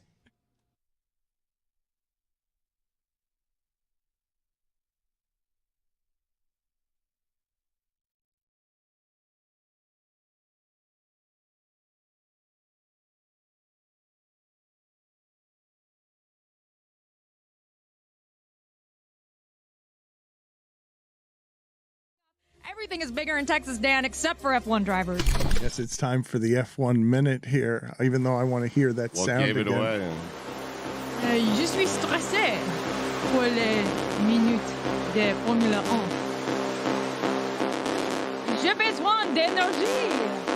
Énergie. Let's go, Wait for the beat drop. Oh, energy. Bonjour et bienvenue à Circuit Park pour le Grand Prix de France. Les températures élevées sur le circuit signifient que la gestion des pneus va être essentielle. Charles Leclerc, le pilote automobile monégasque, fait face à Max Verstappen pour la première place. Le pilote Ferrari doit gagner pour rester dans les championnats. Mais non! Quelle horreur! Une catastrophe! Sacré bleu! Charles Leclerc sort de la course! Encore de la malchance! Il est fini! Une honte! Max Verstappen prend une grosse avance. Lewis Hamilton, le pilote Mercedes, est 12e. Carlos Sainz, l'autre pilote Ferrari, a commencé à la 19e place. Tout sa pénalité pour le changement du moteur. Et les roues contre roues avec Sergio Perez, mais l'imbécile de chez Ferrari recommence. Max Verstappen a fini premier de la course. Carlos Sainz est le pilote toujours. Lando, l'enfant Norris, a terminé 7e. Lance Stroll a terminé avec un point. Félicitations, Mike Crack. Huh? Wow! Oh my God! Holy shit! Holy shit! Merci. Oh my God! Was there an imbecile in there? Did you say Les imbéciles de chez Ferrari recommencent. That sounded so exciting. I have no idea what happened. Les pauvres Charles Leclerc, les pauvres. My God, that was incredible. That was I really am good. so jealous that you can do that. Christophe. Merci, Guillermo. Well, the music ran out, but I think you should, because we didn't have an F1 minute today, I think you should give people a Lord of the Rings minute. Yes, I think you should give people... Spoiler alert or no spoiler Dangerous alert? game, man. Dangerous game because of what? To us, you can spoil as much as you want. So I say go for as many spoilers as you like. All right, I'll give a spoiler of what happened at the end of the last Hold on. episode. Let me get you music. It was insane. Okay, so spoiler. Do not listen if you don't want to know what happened in the last episode of The Lord of the Rings, Rings of Power. So Galadriel and Halbrand, who everyone thinks might be Sauron, they go from Numenor back to Middle-earth, and they're in the Southlands. And the guy who's like the head elf of the Southlands, who's trying to help protect all the people who are getting invaded by the ORC army, they're trying to figure out how to get the orcs to go away, the ORC army, and to get free of them. And right now, a lot of people are calling it Before-Dor. We think they're in Mordor before it becomes Mordor, before Mount Doom erupts. Interesting, because there's been a mountain that they've shown a couple times in different scenes throughout the series, right? So we're like, okay, how are the people going to defeat the orcs? Because the orcs, the ORC army, they're badasses, and they have this guy who's a leader, and his name's Adar, which means father. And we're like, maybe he's Sauron. But he's trying to get this thing that looks like a sword, but it's actually like kind of a key, and it looks like it's in the shape of Mordor. So he's trying to get that, and this little kid Theo has it, and his mom Bronwyn is in charge of all these people. So they trap the orcs inside the Elven Tower, and then the orcs come to the town, the ones that survive, and it looks like the people beat the orcs, but then the orcs come back. There's more orcs, but then all of a sudden, out of nowhere, Galadriel and Halbrand and the Númenóreans charge in on their horses, and they save all the people, and it's like, holy shit. And so Galadriel finally finds Adar, and she's like, I don't know who you are. I don't know what your deal is. Are you Sauron? What's going on here? And he's like, I don't know. I'm not going to tell you. I'm going to be mysterious. And then Halbrand comes in, and Halbrand tries to kill him. And everyone's like, well, why would Halbrand kill him if he's Sauron? And this is a servant of Sauron. Maybe it is. Maybe it isn't. We're not sure yet. I kind of think he is. And then fast forward, the little sword thing that they had, it was wrapped up in like a burlap sack. And the little kid is about to throw it like into the Sundering Sea or whatever to get rid of it forever. He opens it. The sword's gone. It's a decoy. This old creepy guy stole it, took it back to the Elven Tower, which used to be where there was dark magic happening, shoved it in the ground, turned it. It created a chain reaction. All this water starts pouring in underground where the orcs have been tunneling, the ORC army. And Mount Doom erupts, and it covers the sky in ash. He just won with Jeremy Taché. Because Jeremy was an alleged journalist last night. Yeah, my thoughts exactly. Jeremy, who is an up-and-comer in the broadcasting game and is someone who has now journalistic credentials around, literal credentials around the Heat and the Marlins. Yesterday he was hosting. And this is one of the great things, Stugotz, this time of year. We get it so infrequently around here in South Florida. But South Florida has always done this well. The rest of the country always makes fun of, you guys don't care about that sports that much. You're bandwagon people. All right. Many of us are. Not everyone is. The loyalists are super loyal. But Miami does the bandwagon better than anybody. Miami does. Everyone now show up for the party. And so you have, stunningly, a hockey arena in the Everglades, surrounded by airboats and alligators, filled with people to do the wave, watching the game on television. And at the Heat, across the street from us last night, Jeremy Taché is watching the end of that game with a lot of people who are excited. And Stugotz, I'm getting a lot of this. Jimmy was out of bounds, and it ended up being a 3. That was a goaltend ref culture win. Okay, whatever. Tell it to the people who were yelling and screaming around Jeremy. How about this? 1-1, we're coming home. Okay, who's we? Yeah, I took the Heat in 5. Anyone else? He's right. All right. The Knicks are watching this like everybody 2 else. rounds ago. It was a long time ago, understandably. Here's Jeremy Taché not being a journalist while covering, again, an arena filled with people, but no players or athletes were there.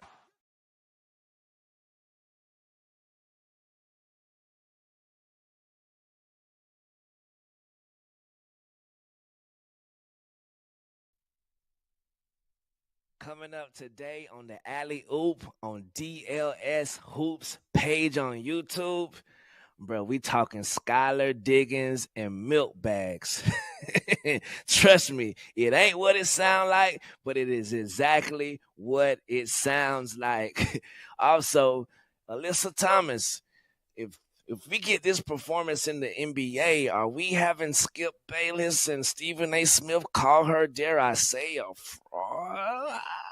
I'm not saying it. I would say that, but I'm saying WNBA players, we want the respect, so we got to accept the criticism. You feel me? So, yeah, today on DLS Hoops, Alley-Oop, me and my sister Trista Crick, we discussing it all, baby. Also, our talented producer, Miss Rebecca, she is A1 top of the pops today. Don't miss it. Check us out. Hey, what's up, Le Batard fans? It's your girl, Roz Goldenwood with Good Follow Show. And this week, we are talking about the WNBA playoffs. It has begun. We are in the thick of the first round, and we are going to be looking at X factors and making watch lists of the Liberty versus Mercury series. And also for the number 1 seed Lynx versus the number 8 seed Valkyries. Both of them are taking on a game 2. And then there's been so many storylines that are a lot of fun to follow that have been happening off the court during WNBA playoffs. So we are going to dive into that in a brand new game called Good Follow or Unfollow. So we love games on the show. Definitely come and play with us and join us because we drop every Tuesday and Thursday. Good Follow is presented by DraftKings, and we'd love to see you there. Pull up.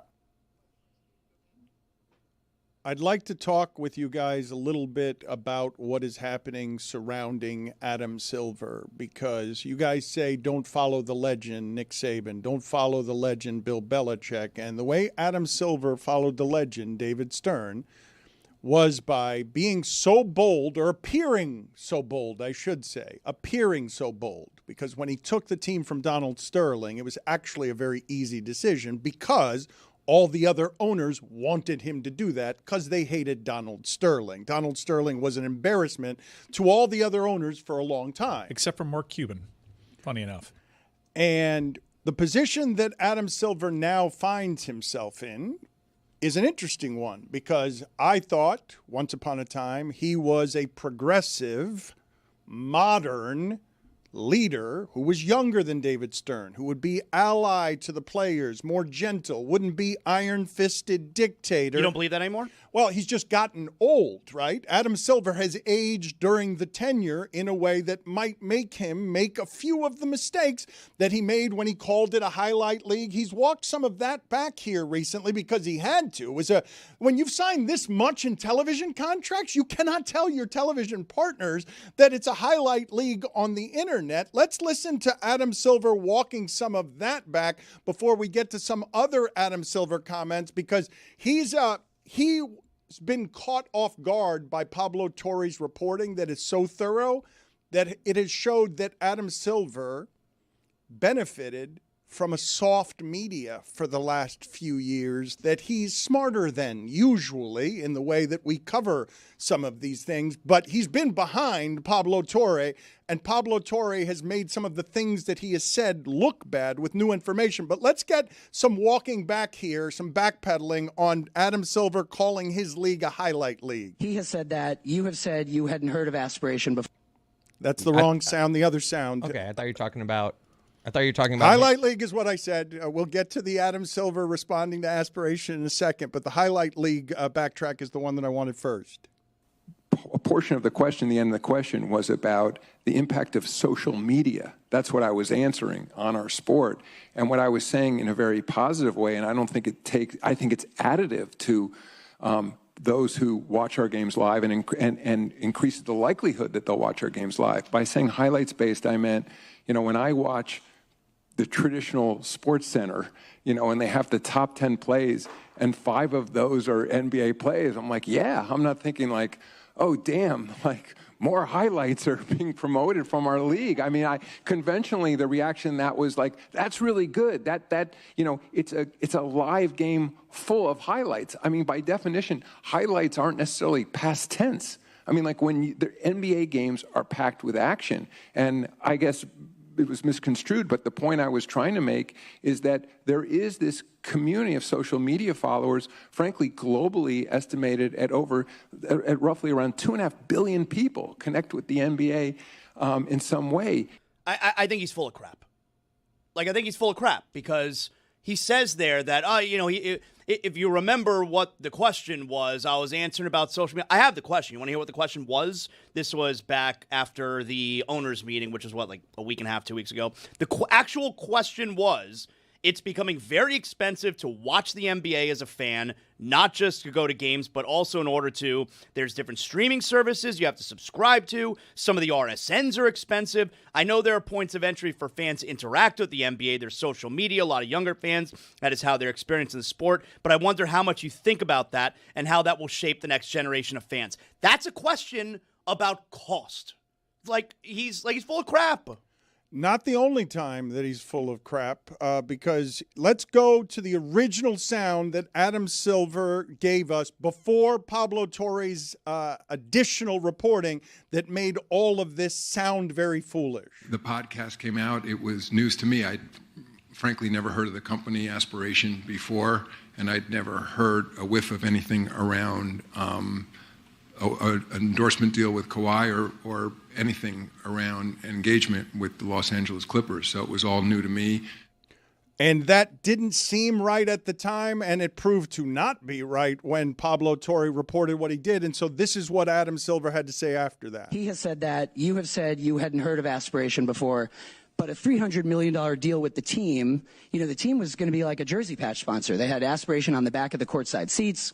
I think Pablo... Just to be clear, I'm not sure if I said if I said I never heard of it, I meant in the context of the accusations here. I mean, I certainly was aware of the brand, but I didn't know anything about Got it, yes, because I think just earlier today, Pablo tweeted, he said that because it was a $300 million deal, it was a founding sponsorship agreement. And those, as I would expect, have to be approved at the league level. Why is he lying? I mean, like you can't be any clearer than, quote, I've never heard of the company Aspiration. Why is he lying? Because the truth makes everybody look really terrible. The truth, why is everyone lying? Because the truth is, and I know this is complicated thicket of information, because it is rare in my lifetime to see a journalist put in the work in sports that would come close to a smoking gun on things the seventh richest person in the world is trying to hide. Usually we can't get close to those things. The corridors of power in sports and around money in general make it that there is just these giant gulfs between the people who are running sports and the people covering sports. And we're not actually allowed near many of the guard gates, never mind through them. So Pablo Torre's reporting on this, if it is factual that Ballmer put in tens of millions of dollars, should make this one of the biggest sports scandals that we've seen in a decade, and the biggest one in that sport, non-crime division, and there is the accusations here are not crimes around. That's a big asterisk, non-crime division, because there have been a lot of gambling scandals in the NBA, like just these past 2 years. Well, you tell me. Sterling was pretty big. Yes, it was. I think that was over a decade ago, though. At this point, Donaghy.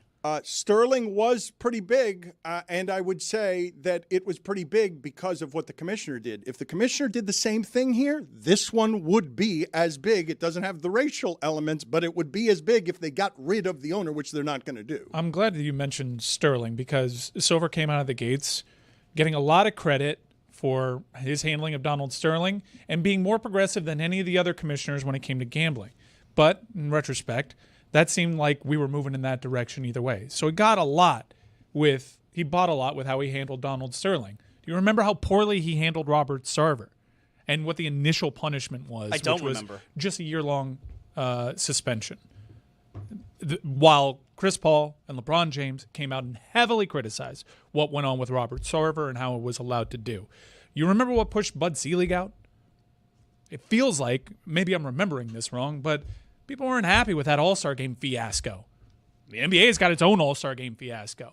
In fact, the NBA has bigger problems right now. Style of play, ratings way down, load management. These are all things that happen on Adam Silver's watch. This is his NBA. This is his NBA. And now you add the Kawhi thing to this. Let's not forget the Daryl Morey China thing. There have been a lot of bad things that have happened to this man's resume, when just a few years ago, along the time of Ray Rice, he would have argued easily Roger Goodell is the worst commissioner in sports, and Adam Silver is the best. Shoes on the other foot. You're right. Roger Goodell's wholly turned that thing around.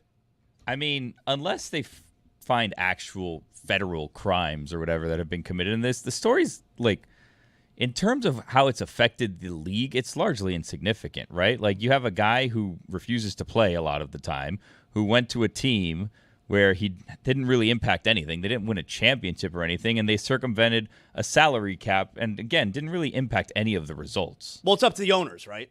Yeah, but I'm saying, like, big picture, it's not like, oh, now we need to strip a team of a title. This is the integrity of the game. Like, it hasn't really impacted results very much. Right, like if they won a title, if they had any kind of actual success, I suppose there'd be a bigger outcry. I think it depends on what the penalty is, guys. Like, I will. We don't think there's going to be a big penalty, is what we're saying. That's a big problem. Okay, and maybe there won't be. Sin. Maybe there won't be a big penalty. I don't know that we can comment on this intelligently, though, until we see what all the reporting is and what the penalty is, because the Donald Sterling story was obviously a salacious, scandalous story because we had audio of racism at a time. Think of the time period this was. Like, race as subject matter was something that it mushroom clouded for reasons that have been happening in this country for the last 10 years at that time. And so you had the scandal there. But what made it the story that it became is, holy shit, a commissioner just came down and took somebody's team. Like, it was the penalty that made it mushroom into the larger story. When you guys talk about a commissioner doing a good job or not, what's the job? Because Goodell was seen as a clown, but was making money for the league. And Adam Silver, while not a clown, Adam Silver found a revenue source in streaming that didn't exist before, and the consequences, if not for streaming, maybe all those things you just mentioned would have actually hurt the dollars because fewer people were watching. But it doesn't matter. The teams are worth more than they've ever been, and the money is rolling in at an unprecedented number. I don't think you can give them credit for finding streaming when I think they're last to the streaming rights fees. Now, streaming platforms have evolved and have increased resources and a higher priority on getting live sports rights, but the NFL was talking to streamers well before, and they had their deal with Prime and Netflix. The NHL, like their basically league pass package went to ESPN. MLB had Roku and Tubi. Yeah, we're doing the streaming thing again. They had exclusive, so I don't know how much credit you can give Adam Silver for finding this. But to your point, the saving grace for Roger Goodell when he was in the middle of the Ray Rice stuff and it legitimately felt like he was going to get fired was he kept raising the watermark in terms of rights and what the league was generating, and Adam Silver's done that. I'm not giving Adam Silver credit for discovering streaming. I'm simply saying that by happenstance, an amount of money has appeared out of nowhere that makes it so that those owners are probably happy with the job Adam Silver's doing, because I will ask you guys again, what is the commissioner's primary job? Because I think we think of it as protect the league, protect the optics, protect the future of the league. And I think the owners say, no, how much cash are you making me right now? That's the number one job of Adam Silver. No, you're right. I think the average sports fan thinks the commissioner's job is to be in charge of the league, to be like the law and order of the league and be in charge of making sure everything is fair and just. But in pro sports, it's literally the job of the commissioner just to make the owners But few money. sports a decade ago were better positioned for global domination, like the NBA. And that stuff is cool. They've been slow on this expansion to Europe. I don't know if the same energy, because of the things that I outlined, style of play, load management. You don't know if you buy a ticket, you're going to see the stars playing. These are all newer things that have happened on Adam Silver's watch that David Stern, say what you will about the man, I don't think he was the best. He would not let this stuff happen when it came to, I buy a ticket to said game. Yep. I don't see start because of what? Because they're resting? He was that commissioner that I just described we wish or thought that commissioner is supposed to be, the ones that keep the league in order and make sure that everything is on the up.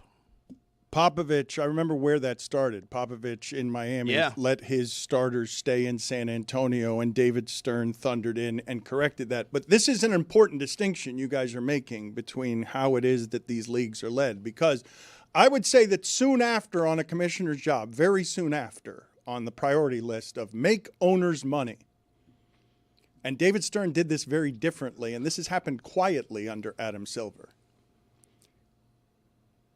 The owners didn't feel like they were David Stern's boss. They are Adam Silver's boss. And the job of Adam Silver beyond making money is to be the protective buffer. This is all Goodell did at the beginning when there was chaos around him. Hey, make sure this shit doesn't get near Jerry Richardson. Make sure that none of this shit gets close to the money. Just take the hit as the leader of the league so that we're not yelling about any of the owners. Be the protective buffer on this. But here he's compromised because this is an owner everyone loves, and this is an owner who is very much Adam Silver's boss. Like when Steve Ballmer returns Silver's calls a little more slowly than Silver returns Ballmer's calls. That's the way that relationship works. Yeah. The money is the power there, and part of the job is protect the owners from being seen as all of this. Protect all of the owners from being covered in the garbage. You take the hit on it. I mean, it's very clear that Adam Silver is trailing on this story. His answers on it have been bad. When Deflategate is happening or when the Stephen Ross tampering stuff is happening, Roger Goodell kind of sprang into action. You announce like this investigation panel, and I know that Adam Silver has done that, even though there's ambiguity surrounding that. But he wasn't saying quotes that made things worse. It's a challenge for him to navigate, and I don't think he's navigating it well. When you say, Zaslow, that Adam Silver is full of crap, aren't we all, like actually, literally, aren't we all full of crap? You're talking about the GI tract, yes. I'm talking about how your back hurts when you take a big dump. What? That's never happened to me, unlike that caller. I did like his accent, though. Yeah. I got to tell you, I do love that segment, Boldest Take. It's growing on me. Tony has football observations that he has not made this week, and he is somewhere outside. It is raining outside, and I don't know exactly where he is because I can't see him at this precise moment, but I suspect there he is. I see him on the preview, and soon. Look at that. Look at that landscape. That looks fake behind Tony. That is freedom behind him. Over his right shoulder, he have freedom, the Freedom Tower over his left shoulder. What do we do with that freedom? We waste it. We waste $800 million on that thing over there, over his, that arch that's not a bridge, that is just a useless built thing that is making downtown traffic just awful in Miami. No reason for that. That is just wasteful spending. Downtown Miami is filled with construction because we can only build up. What is that thing behind Tony? It is a giant waste of money. I don't understand why that's there. Don't forget the flooding. Oh, and it floods right under there. Yes. That thing is edging right now. That would be a useful bridge if, 10 years from now, all of South Florida is underwater, and that's how we were traveling that high up. But it's not a bridge, is it? It's going to be a bridge. Is it? Are we sure? You sure it's not just a visual arch? Are you positive? It's definitely not going to be a bridge. It's called the Downtown Miami Arch Bridge. Yeah, but is it a functional bridge, or is it just when they build the road under it? Like the Golden Gate Bridge, you didn't just snap your finger and then all of a sudden there was a bridge there. You have to build the different portions of the bridge. So that's what they're going for. Right. Okay. I'm not sure this is structural, though, as a part of the whole bridge thing. I think this is mainly aesthetics, This right? is for a Tom Cruise movie where he's going to, like, jump across something. Yeah, we got two people full of shit right now, Adam Silver and Billy. That's not a bridge. I mean, it's going to be a bridge. It's going to be the associated with a bridge. It's whatever you guys want it to be. I'm trying to back you up here, Billy. I think, but right now, like, it is going to be a bridge. But is this part of like the structure, or is this just aesthetics? This was part of the thing that'll make you say, "Oh, that's a cool looking bridge. Look, it has this over it." Right. We built this just for Tony's segment. When this is done 25 years from now, you're going to love it and call it a bridge. Yeah. So you're assuming South Florida is going to be 25 years from now, that thing years. will be done, I think. Okay. Hello, Tony. I would say South Florida might be done in 25 years. At Le Batard Show, put it on the poll. More likely to be finished in 25 years, that bridge or South Florida? Tony, so you are on what floor right now of the lovely and extravagant and luxurious Elser?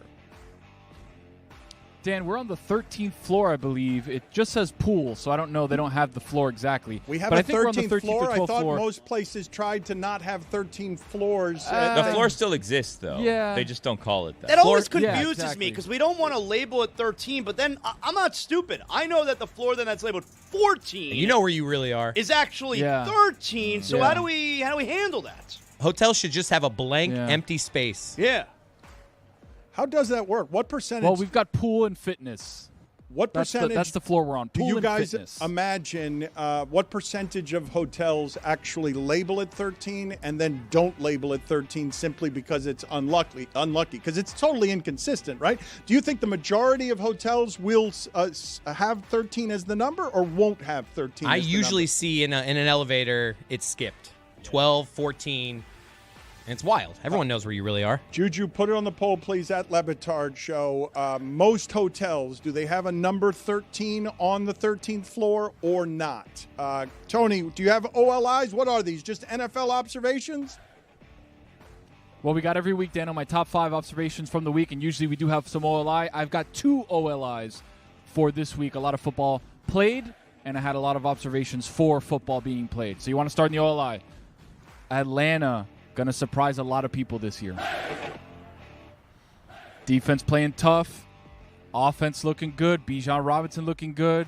I like what Atlanta's doing, Dano. What do you think about Atlanta? Offense doesn't look that great to me, and I believe that what happened in Minnesota is Minnesota's got a quarterback problem, and I don't believe that was because Atlanta's offense looks that good, but we'll see. That's why that's the OLI. Just a little appetizer to get the conversation going. And Tony, Falcons Twitter hates here's Zach OLI number Robinson. 2. Zach Robinson is getting so much crap online. They hate that offense right now. Second OLI, is it too early to call Brandon Aubrey the best kicker of all time? Put it on the poll, please, at Le Batard Show, Juju. Is it too early to call Brandon Aubrey the best kicker of all time? But it's Justin Tucker. Clearly. We talked about Justin Tucker earlier. Oh, wow. Is anyone going to be desperate enough to sign him? And we failed to mention he's suspended the first 10 games of the season. However, week 11, people start getting desperate. How long does Brandon Aubrey have to keep this up to be the best kicker of all time? Couple years? 10 more years, I think. Yeah, 10 more years. More than just a few games. 65 At least a few more games. 10 years and 10 years of making everything. And then falling off for his last season, and he can be in that conversation. I'm not going to do this where we forget how incredible Justin Tucker was. Or Sebastian Janikowski. Seabass. Smoking a cigarette on the sidelines. I love that. All right, starting off at number 5, Mike stand up. Cam Ward showing flashes.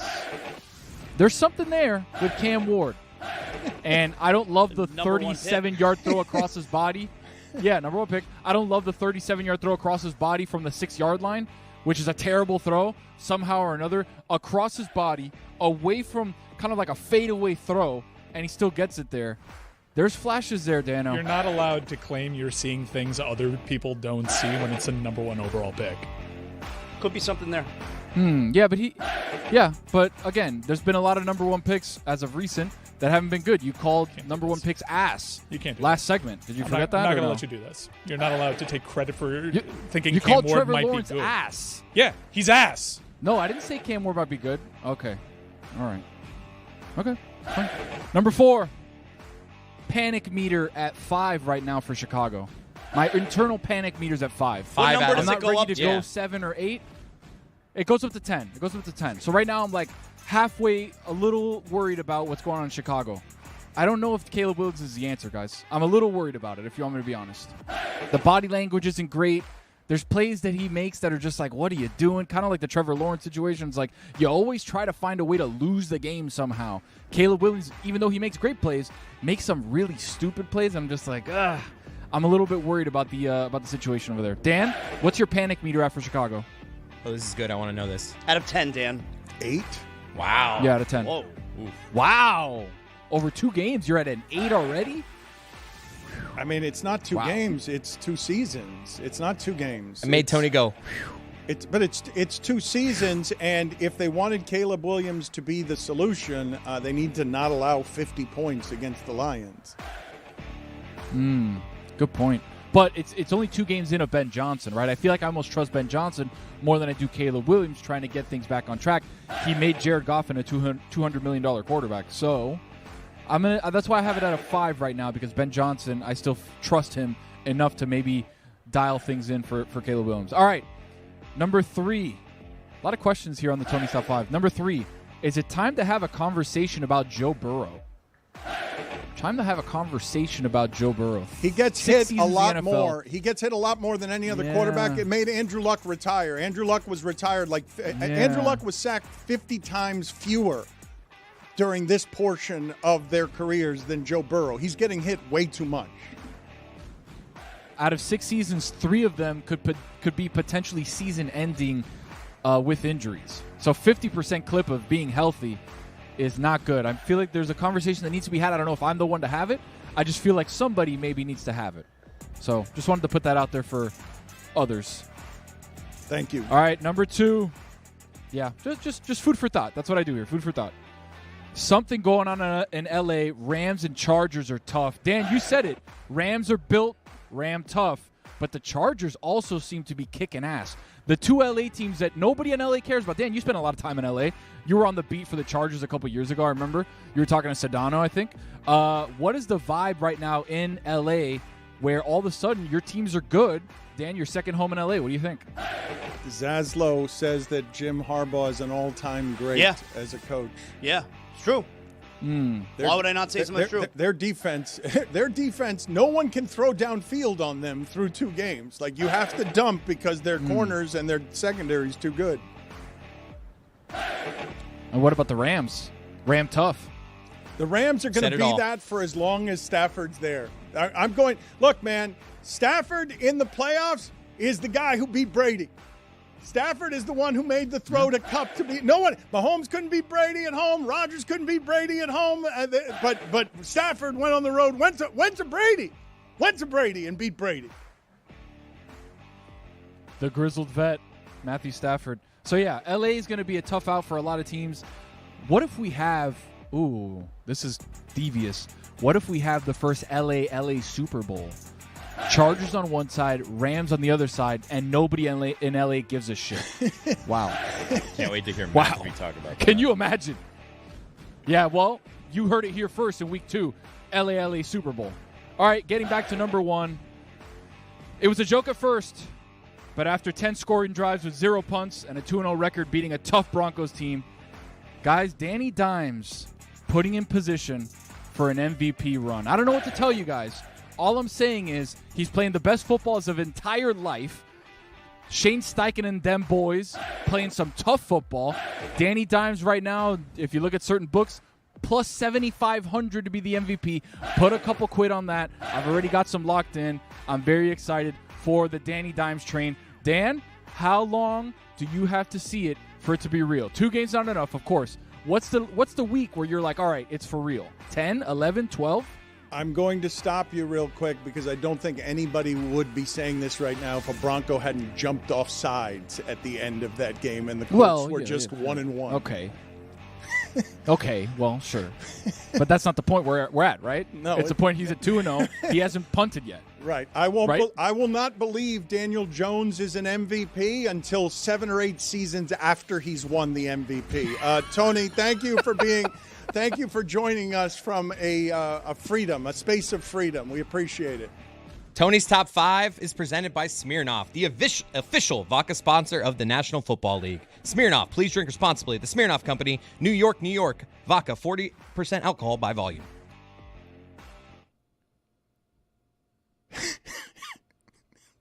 What's up? Today is the 30th birthday for... I'm not pushing it.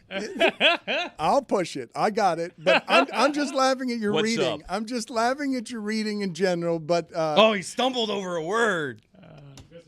I wish you guys could have like the director's cut of Chris I Cody see cursing. you shouting F-bombs when you read.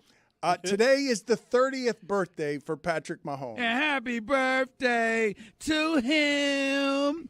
I don't care. Good luck. I should also mention that he has the most TD passes, wins, playoff wins, and is tied for the most Super Bowl wins before turning 30. And it's a good career before it ended this season. Impressive. I don't think he's going to age like Brady, though. Is he a Hall of Famer already? Yes. Oh, okay.